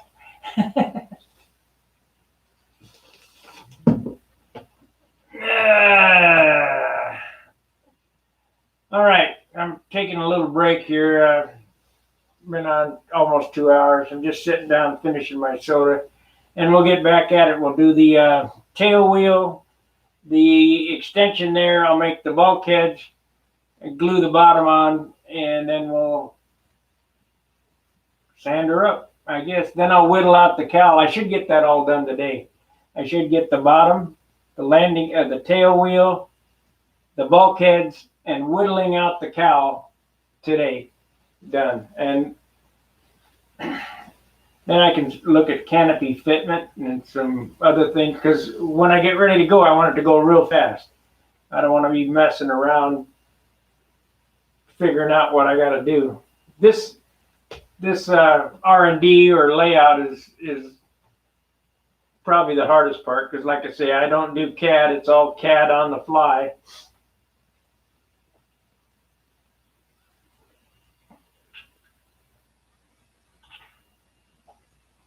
There's not enough hours in a day left for me to learn all these crazy things they got. Okay, let's take that off. This should be dry enough to remove the tape.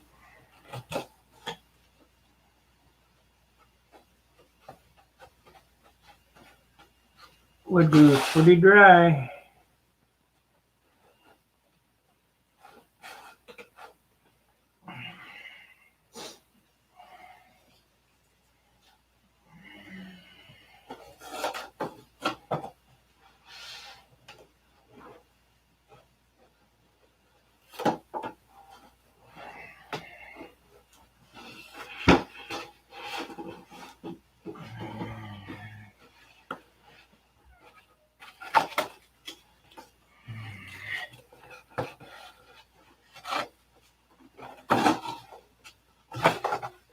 That came out good, and it didn't take long to do.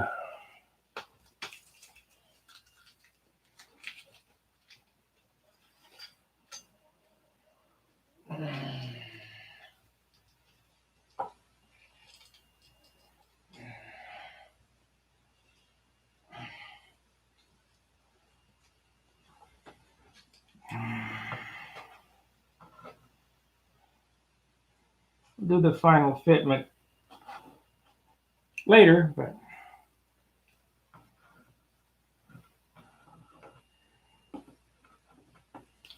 I still have plenty of girth for the pipe too. There's quite a bit if I decide to go to a pipe, but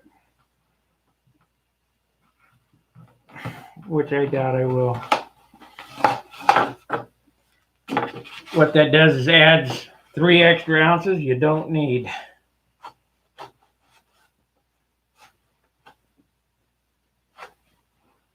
Yep.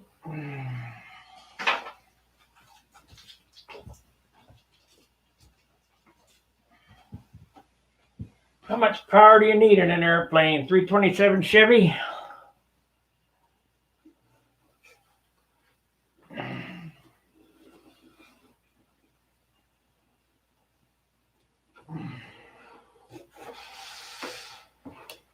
So let's take the tape off of this.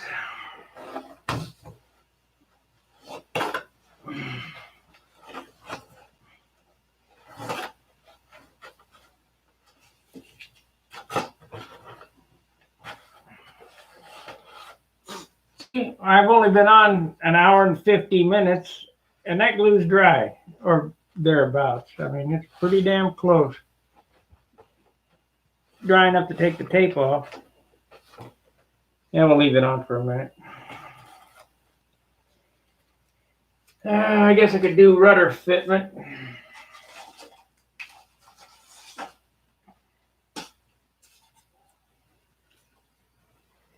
So, need to angle that up, forward a little bit.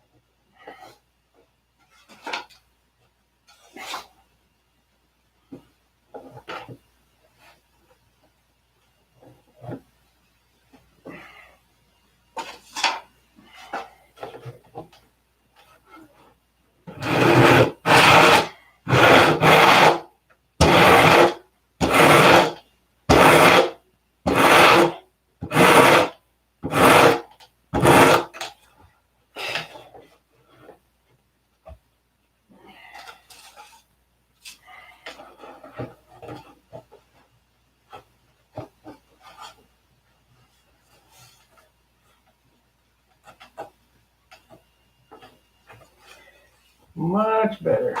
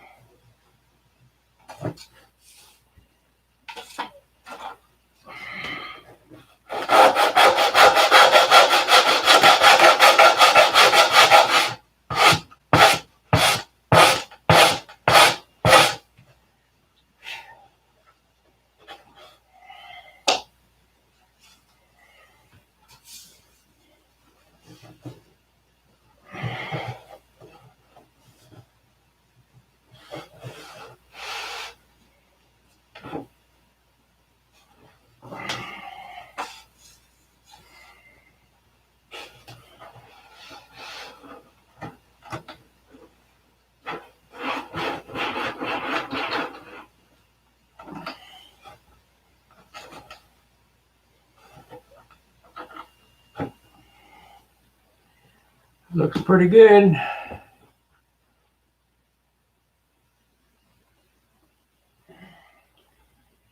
Looks pretty good. I need to get a pin in that to keep it from dropping.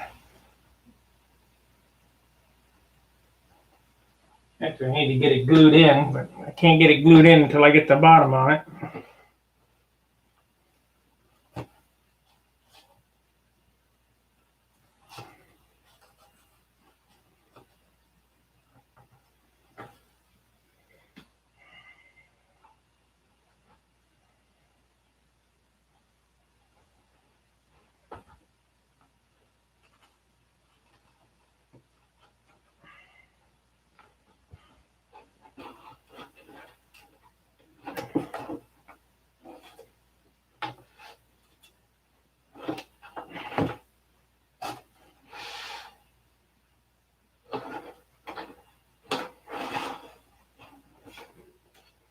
That's what's holding it up.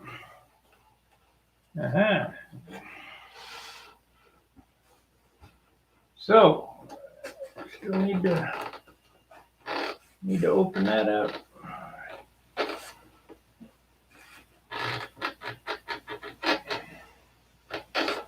Okay.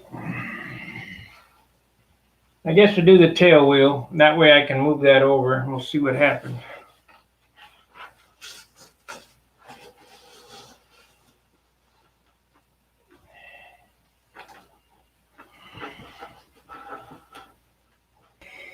Okay, that's what's going on. It's hitting there on the downside. That's okay. We'll get the little pooch on there. No big deal.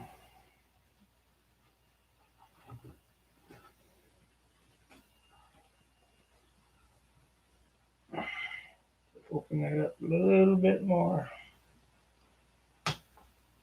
Okay, so now tail wheel. Let's look for that now. In my pile of crap.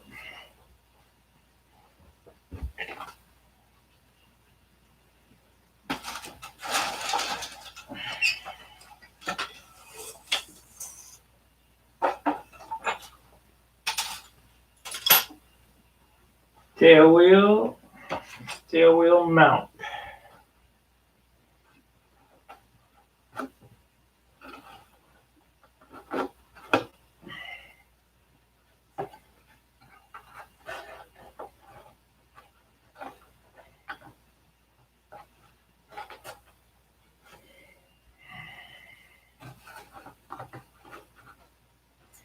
I think we'll go down 1/4 of an inch. Yeah. Okay, how I do my tail wheels, and this one here I did overkill. I don't know what the hell I was thinking, but I got a piece of plywood, bunch of holes drilled in it. We're going to CA this to that, and then take some wire it, and then glue it up. Not a big deal. So.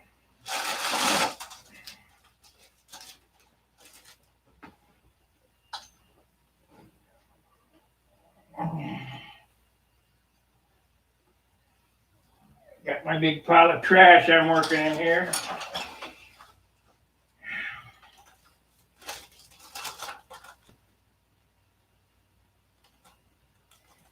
The only reason why I'm CAing it to this is to hold it while I sew it.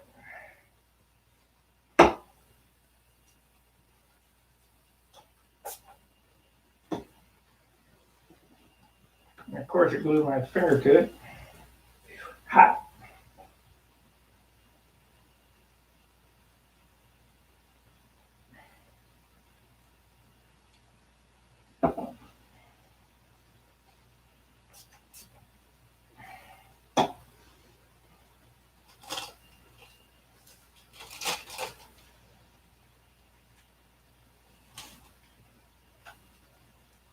Did you know that wax paper leaks through? Interesting. Interesting.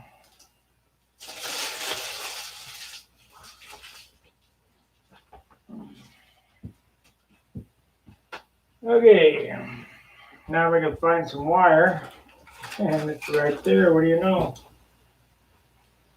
So we'll take a little wire here.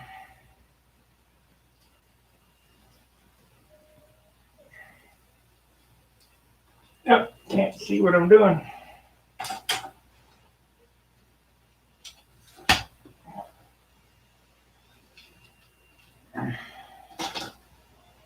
Hey, when something goes screwy and the camera's not right, let me know in the chat box so I know what I'm doing here. Because I, from time to time, look over there and can't see.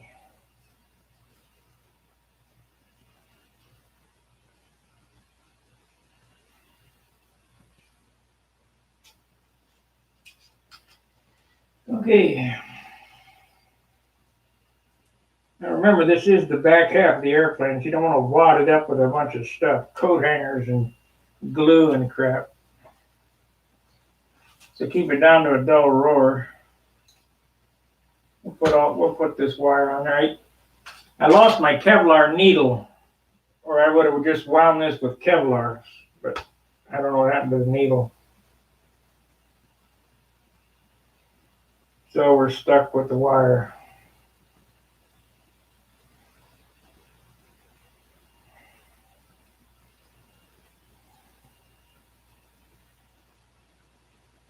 Which will be fine. It'll be fine.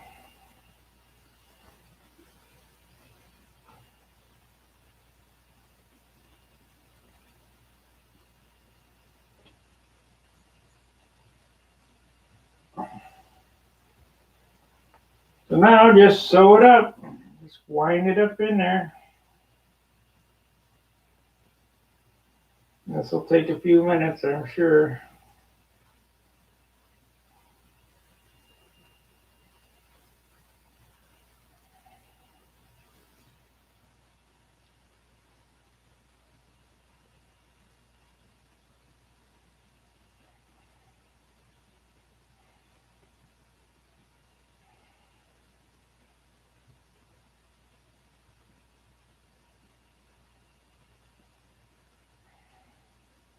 The most boring video is going next to Wendy. Of course, we could get some pizza. Listen to the birds.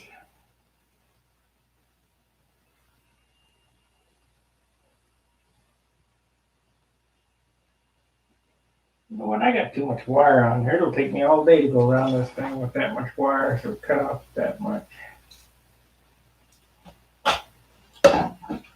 Get over there.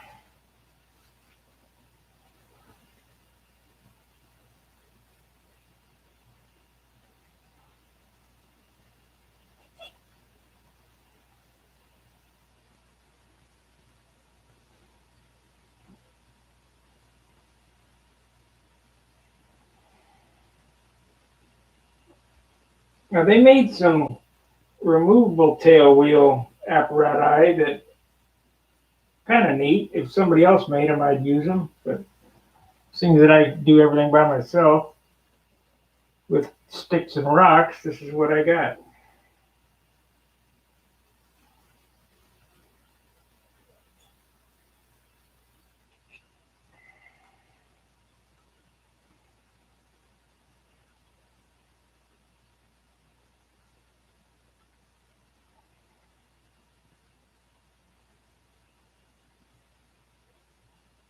The few times that I go over to John's house or elsewhere to use power tools, this airplane is basically all hand built. I don't think I've used disc sander on it maybe 3 times.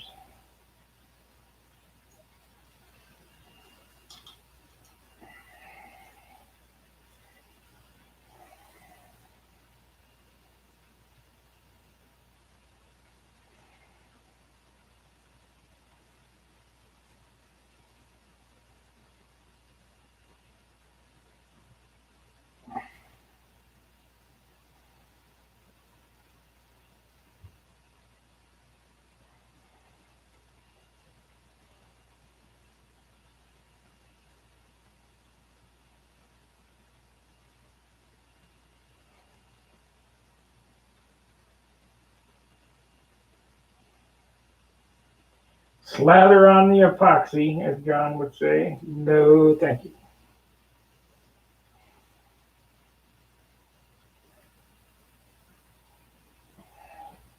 Taking the time to drill out all these lightning holes. I certainly don't want to slather epoxy on.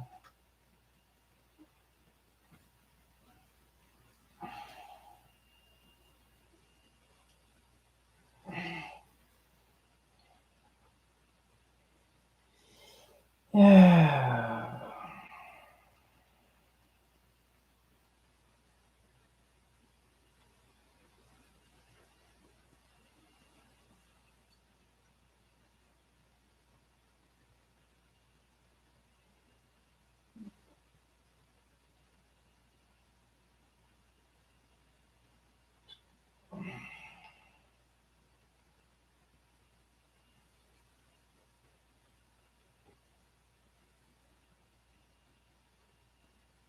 Kind of boring, guys.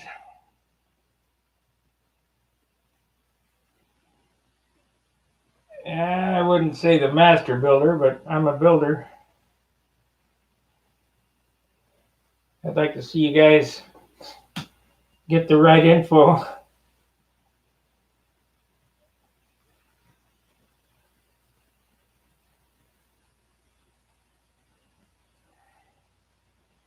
Let me go to that one.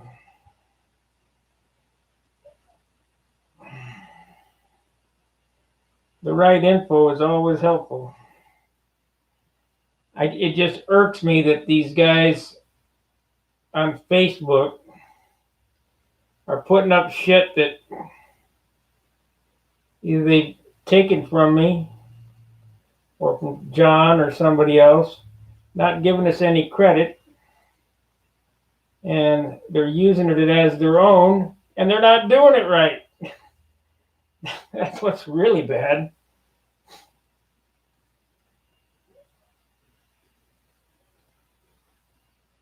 If you can take what I do and make it better, hell, let me know about it.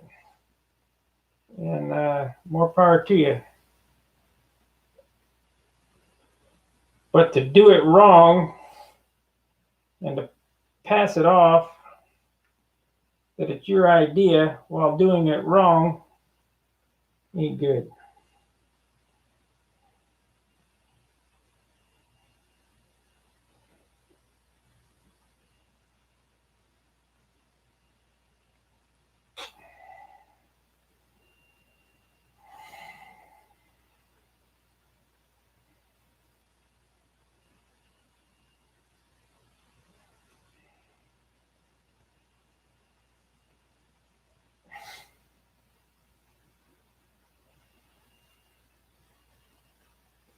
If you're watching this now and you're not on the live stream, you might want to skip ahead 10 minutes because I think that's what it's going to take to do this.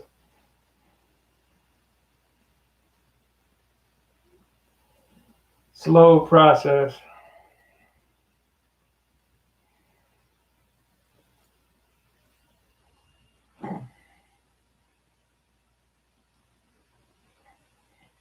I want to show down inside the airplane too, give you an idea what's going on.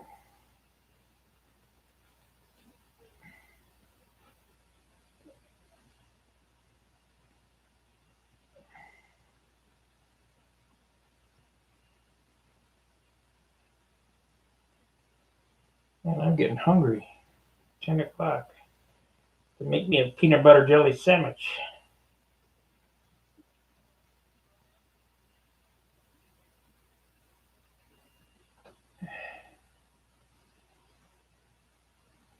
Well, you're more than welcome, Dennis.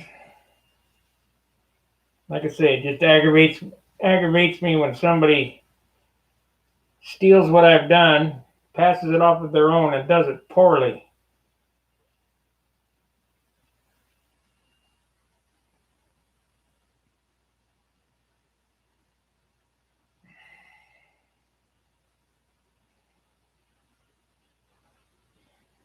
Okay, let's do one more. I don't know how much is it. How much do you really need in a tail wheel? As long as you don't have some knucklehead pushing on your tail down to the ground, should be fine.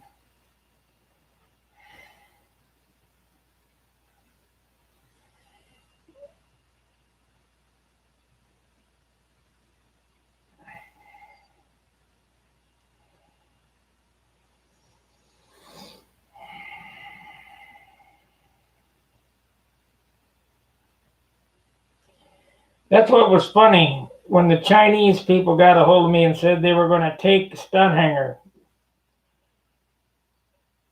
They were going to start a Chinese stunt hanger. This is no kidding. They said, we're going to take, because of the IP or, I don't know, some nonsense about my domain name, that they were going to start stunt hanger in China. Unless I paid them X amount of dollars. You know what I told them? Knock yourself out. Because without me, it ain't stunt hanger. And I ain't going to China. Knock yourself out. Then I've been offered by people to buy stunt hanger. And I asked them, what are you going to do with it? Well, they're going to harvest email and take it apart. And that would be the end. I said, no, that's not happening either.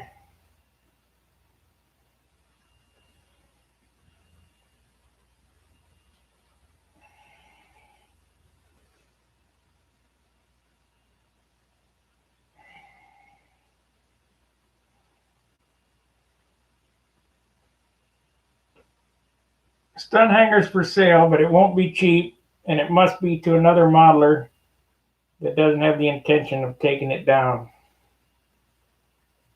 And I'll get a contract on that.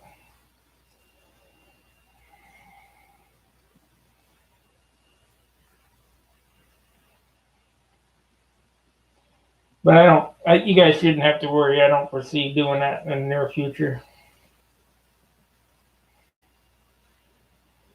Okay. How do we want to end this now? I guess we'll end it back there. End it there.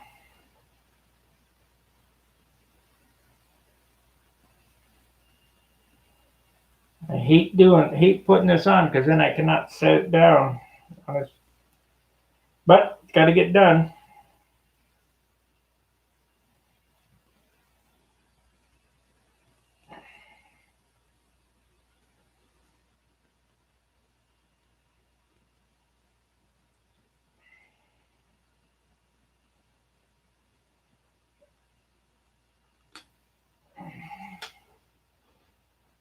Okay.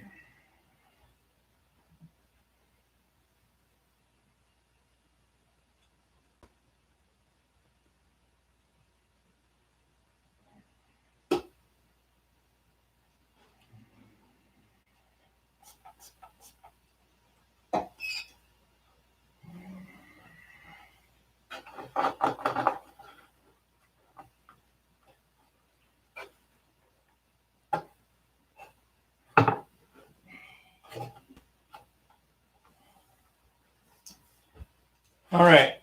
Now, what I'm doing here is I'm going to look inside here.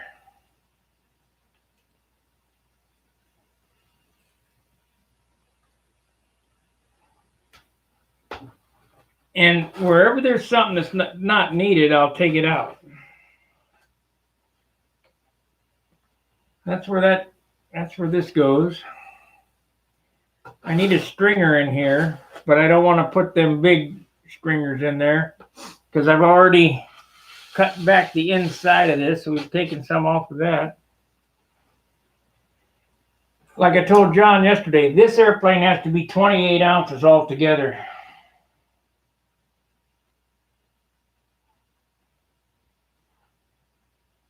Good old guys checking late this morning. That's all right.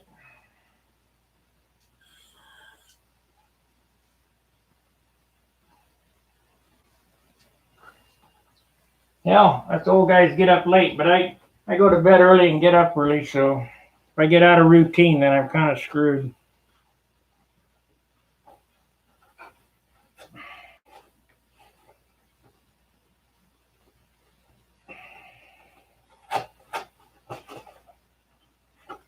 Okay, what do I want to do here? I'm going to take this wood right here. That's too much.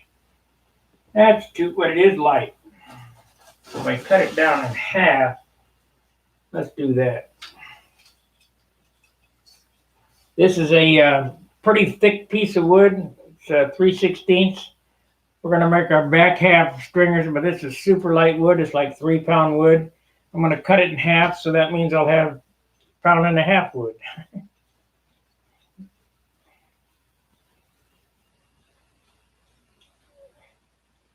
So let's strip it this way. It's a 3/16. I don't think I can cut a 16th off of it. We'll try it. I got it.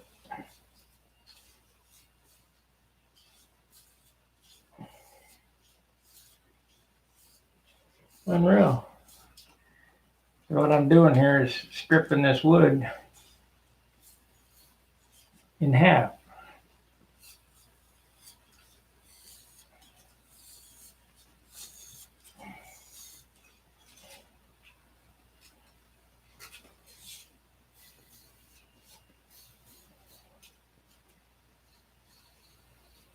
This is such a nice piece of wood. That's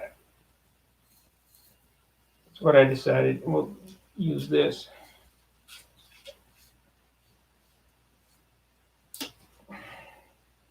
So now I got to come back this way.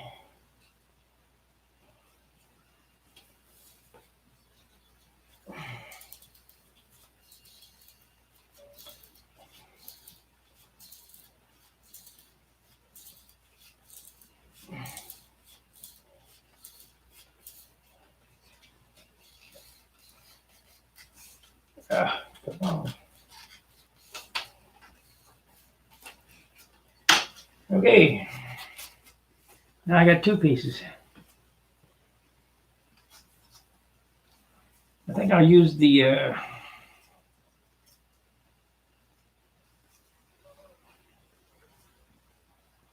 think I'll use the 16th.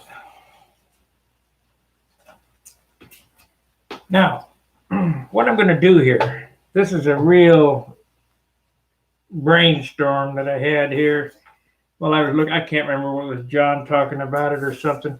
We're going to leave this sticking up here so it has something to glue to. You know, you talk to so many people throughout the day, you can't remember I turned or whatever.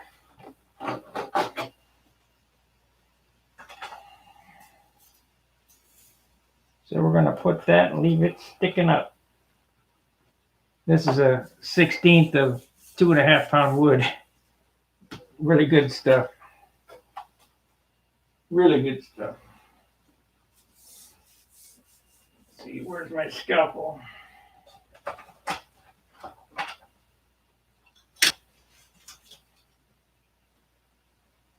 Scalpel, where are you?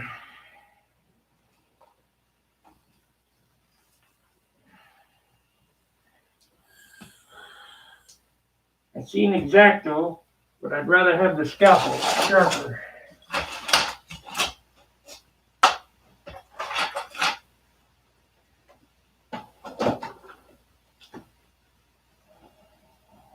Well, we need to figure out there's a block that goes back here, so I don't want to put that sticking up there. I want it down. Think ahead, Spark. Think ahead.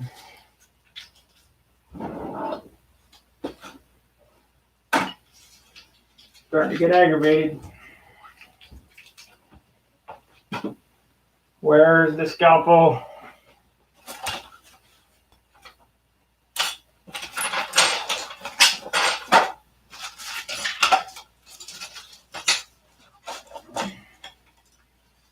All this scrap wood. Get rid of it. That's another piece of that super nice stuff, so keep that.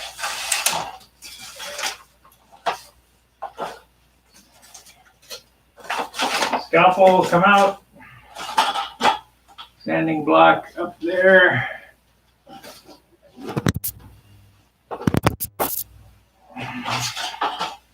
Sanding block. Scissors hanging up. There's the scalpel. Okay, got it. Throw this shit out.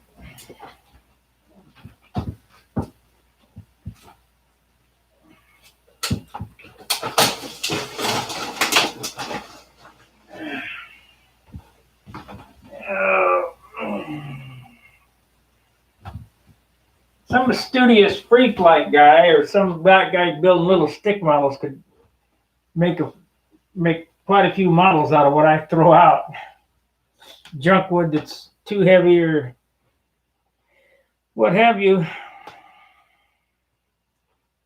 Okay. I think I'm going to mark this while I got it here upside down. We want this here. I got the pen. And let's see here. Goes exactly there. So that goes to here.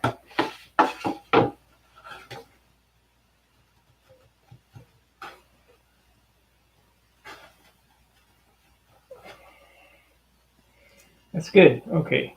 So this looks about right where it's at here.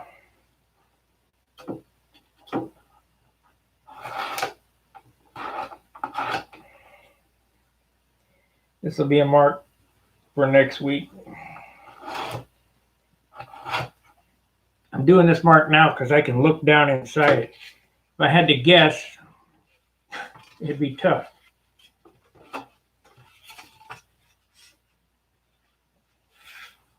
Where's that other piece? The difference is night and day. This is the second piece that I made. The first piece was, and it went around the corner. It was ridiculous. So we want this piece of wood right here, this long. Need two of them. I got my loop there.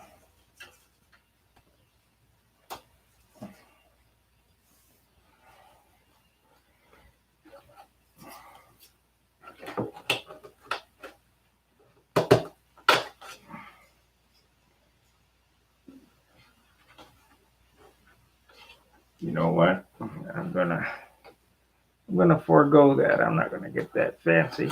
Too difficult. So we'll cut it square there.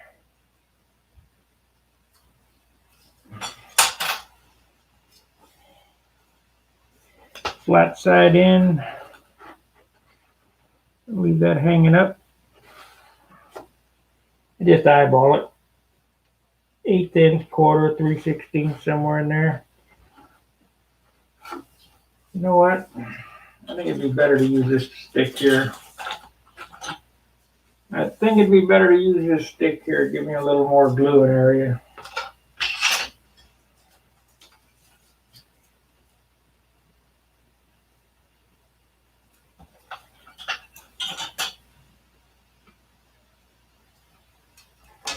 Of course he fell on the floor. Why not?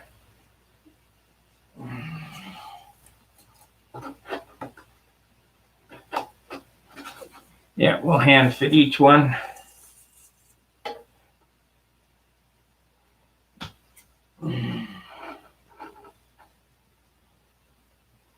Now don't glue the crap out of this. We're going to tack it on and test fit. Because it may not work. It's only an idea.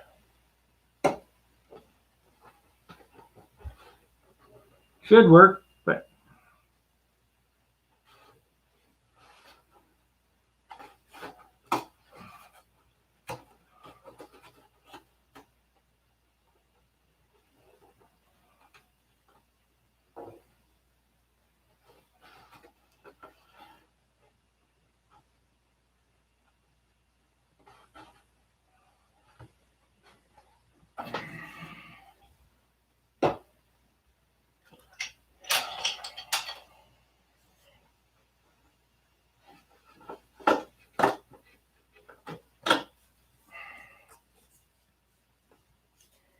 this ain't my idea.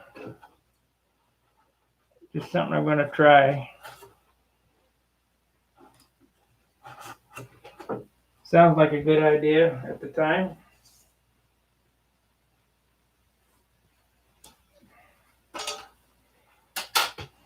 Once I get it glued in, I'm going to sand back the extra so we're not carrying around a whole bunch of weight. I pushed it down. Didn't have it tacked good.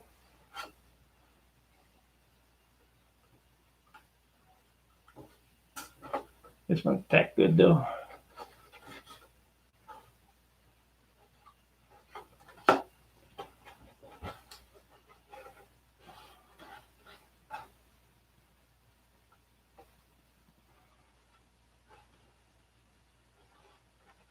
Come on.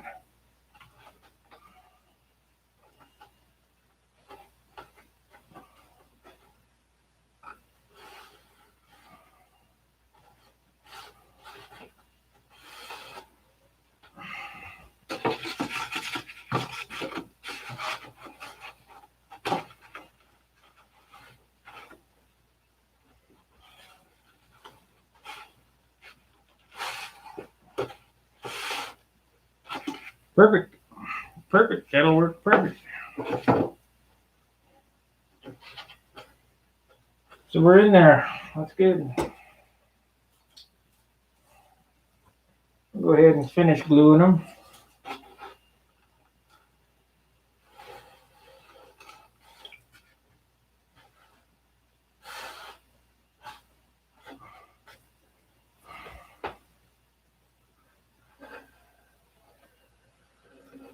So the longeron is not only a longeron, it's also a key for the bottom skin. So that's a good idea.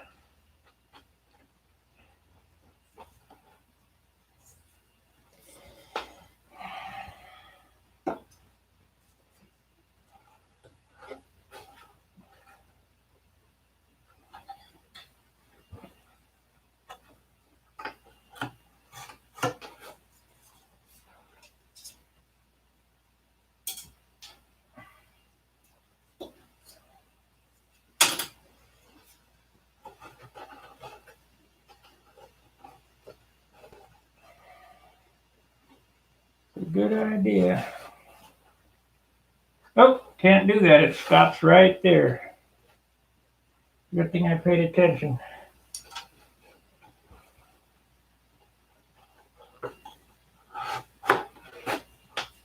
Would have been nice to go all the way to the end, but I didn't mold to the end.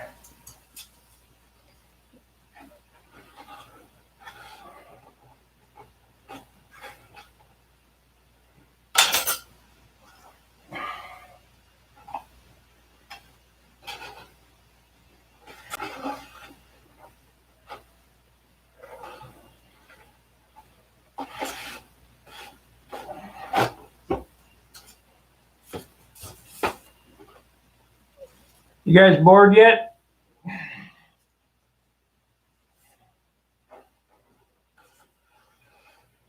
Watching paint dry?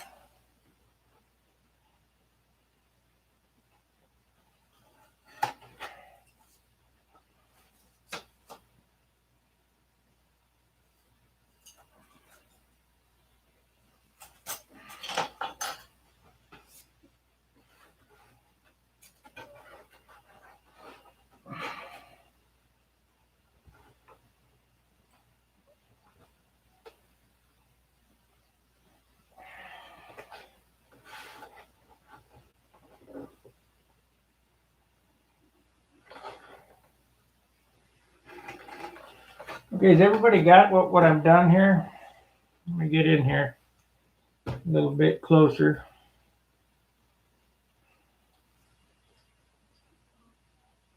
I've left it keyed. So when this goes on,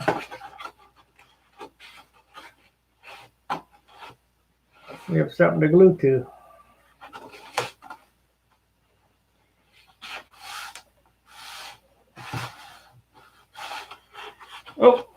Oh. See, I ain't dry yet. So, see this back edge here inside? We're going to sand that off.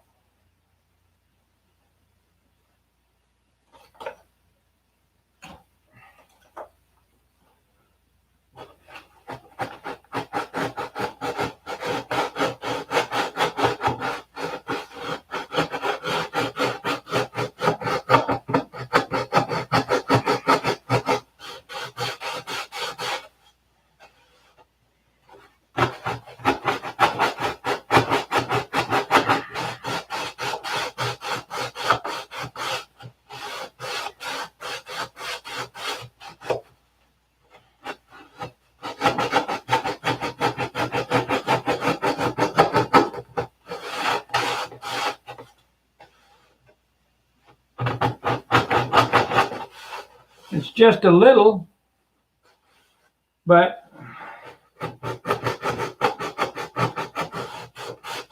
So far today, I've probably taken a half an ounce off my airplane, 1/4 ounce in the cut off of this, and then again, I could have added it all back on too. I don't know, but nice to keep it going in one direction.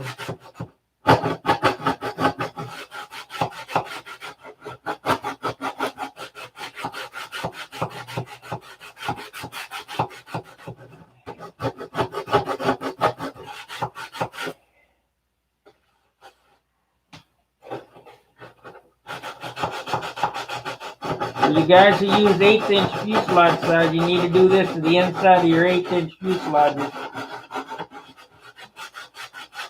They need to be 3/32 or less back here.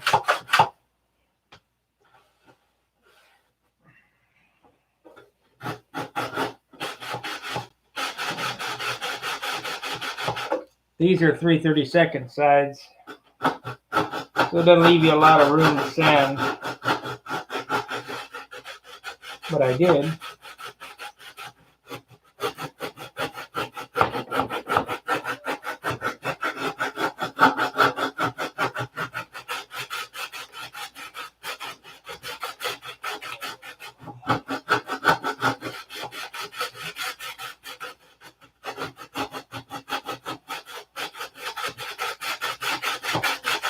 Bob Giske and Bob Hunt, all them guys, they get out the every little last grip of every place.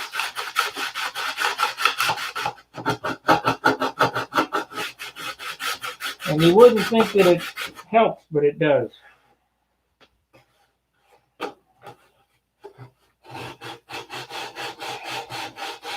Especially back here.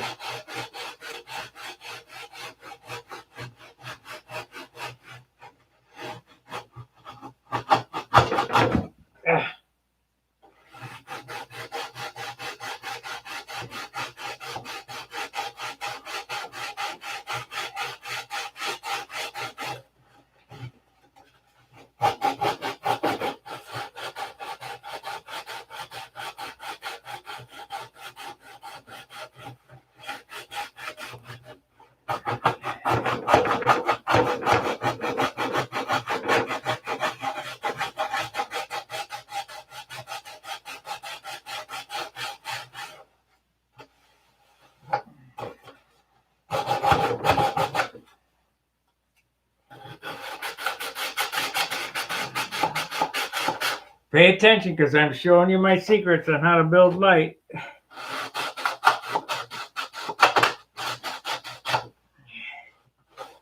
Not only light wood, but less of it.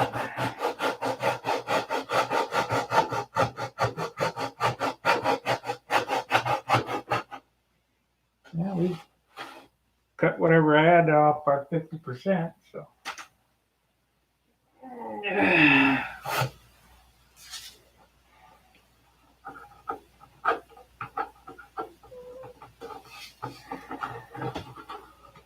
I'm going to have to get a sandwich here. I can do it one of two ways. I can make a sandwich and have lunch with you guys, or I could shut it off. You guys tell me what you want me to do. No answer is a shut off.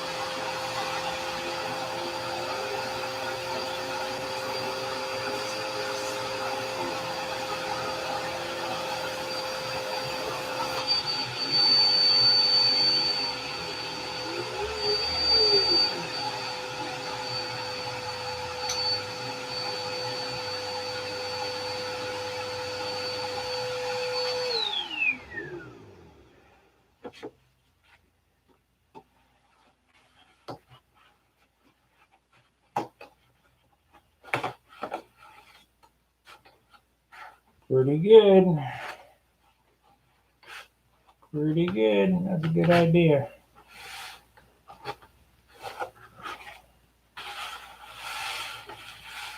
Good idea. Too bad I can't do it up here.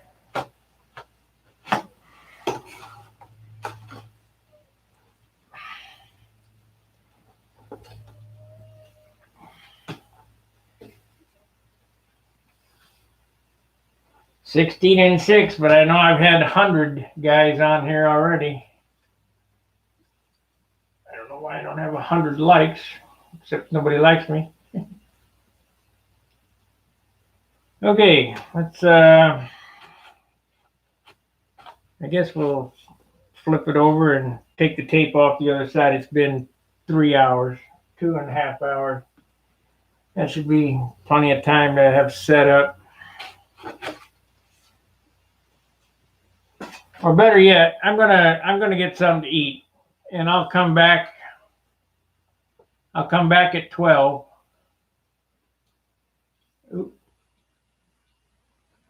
I'll come back at noon, and we'll continue on. And ever how long I can manage to hang on is well, I'll hang on.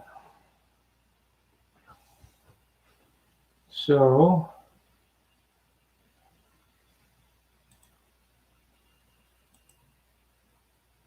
what the heck's going on here?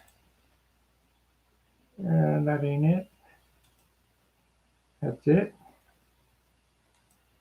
Make sure to like, subscribe, and share the videos. And I will see you in about an hour. Fair winds, tight lines. See ya.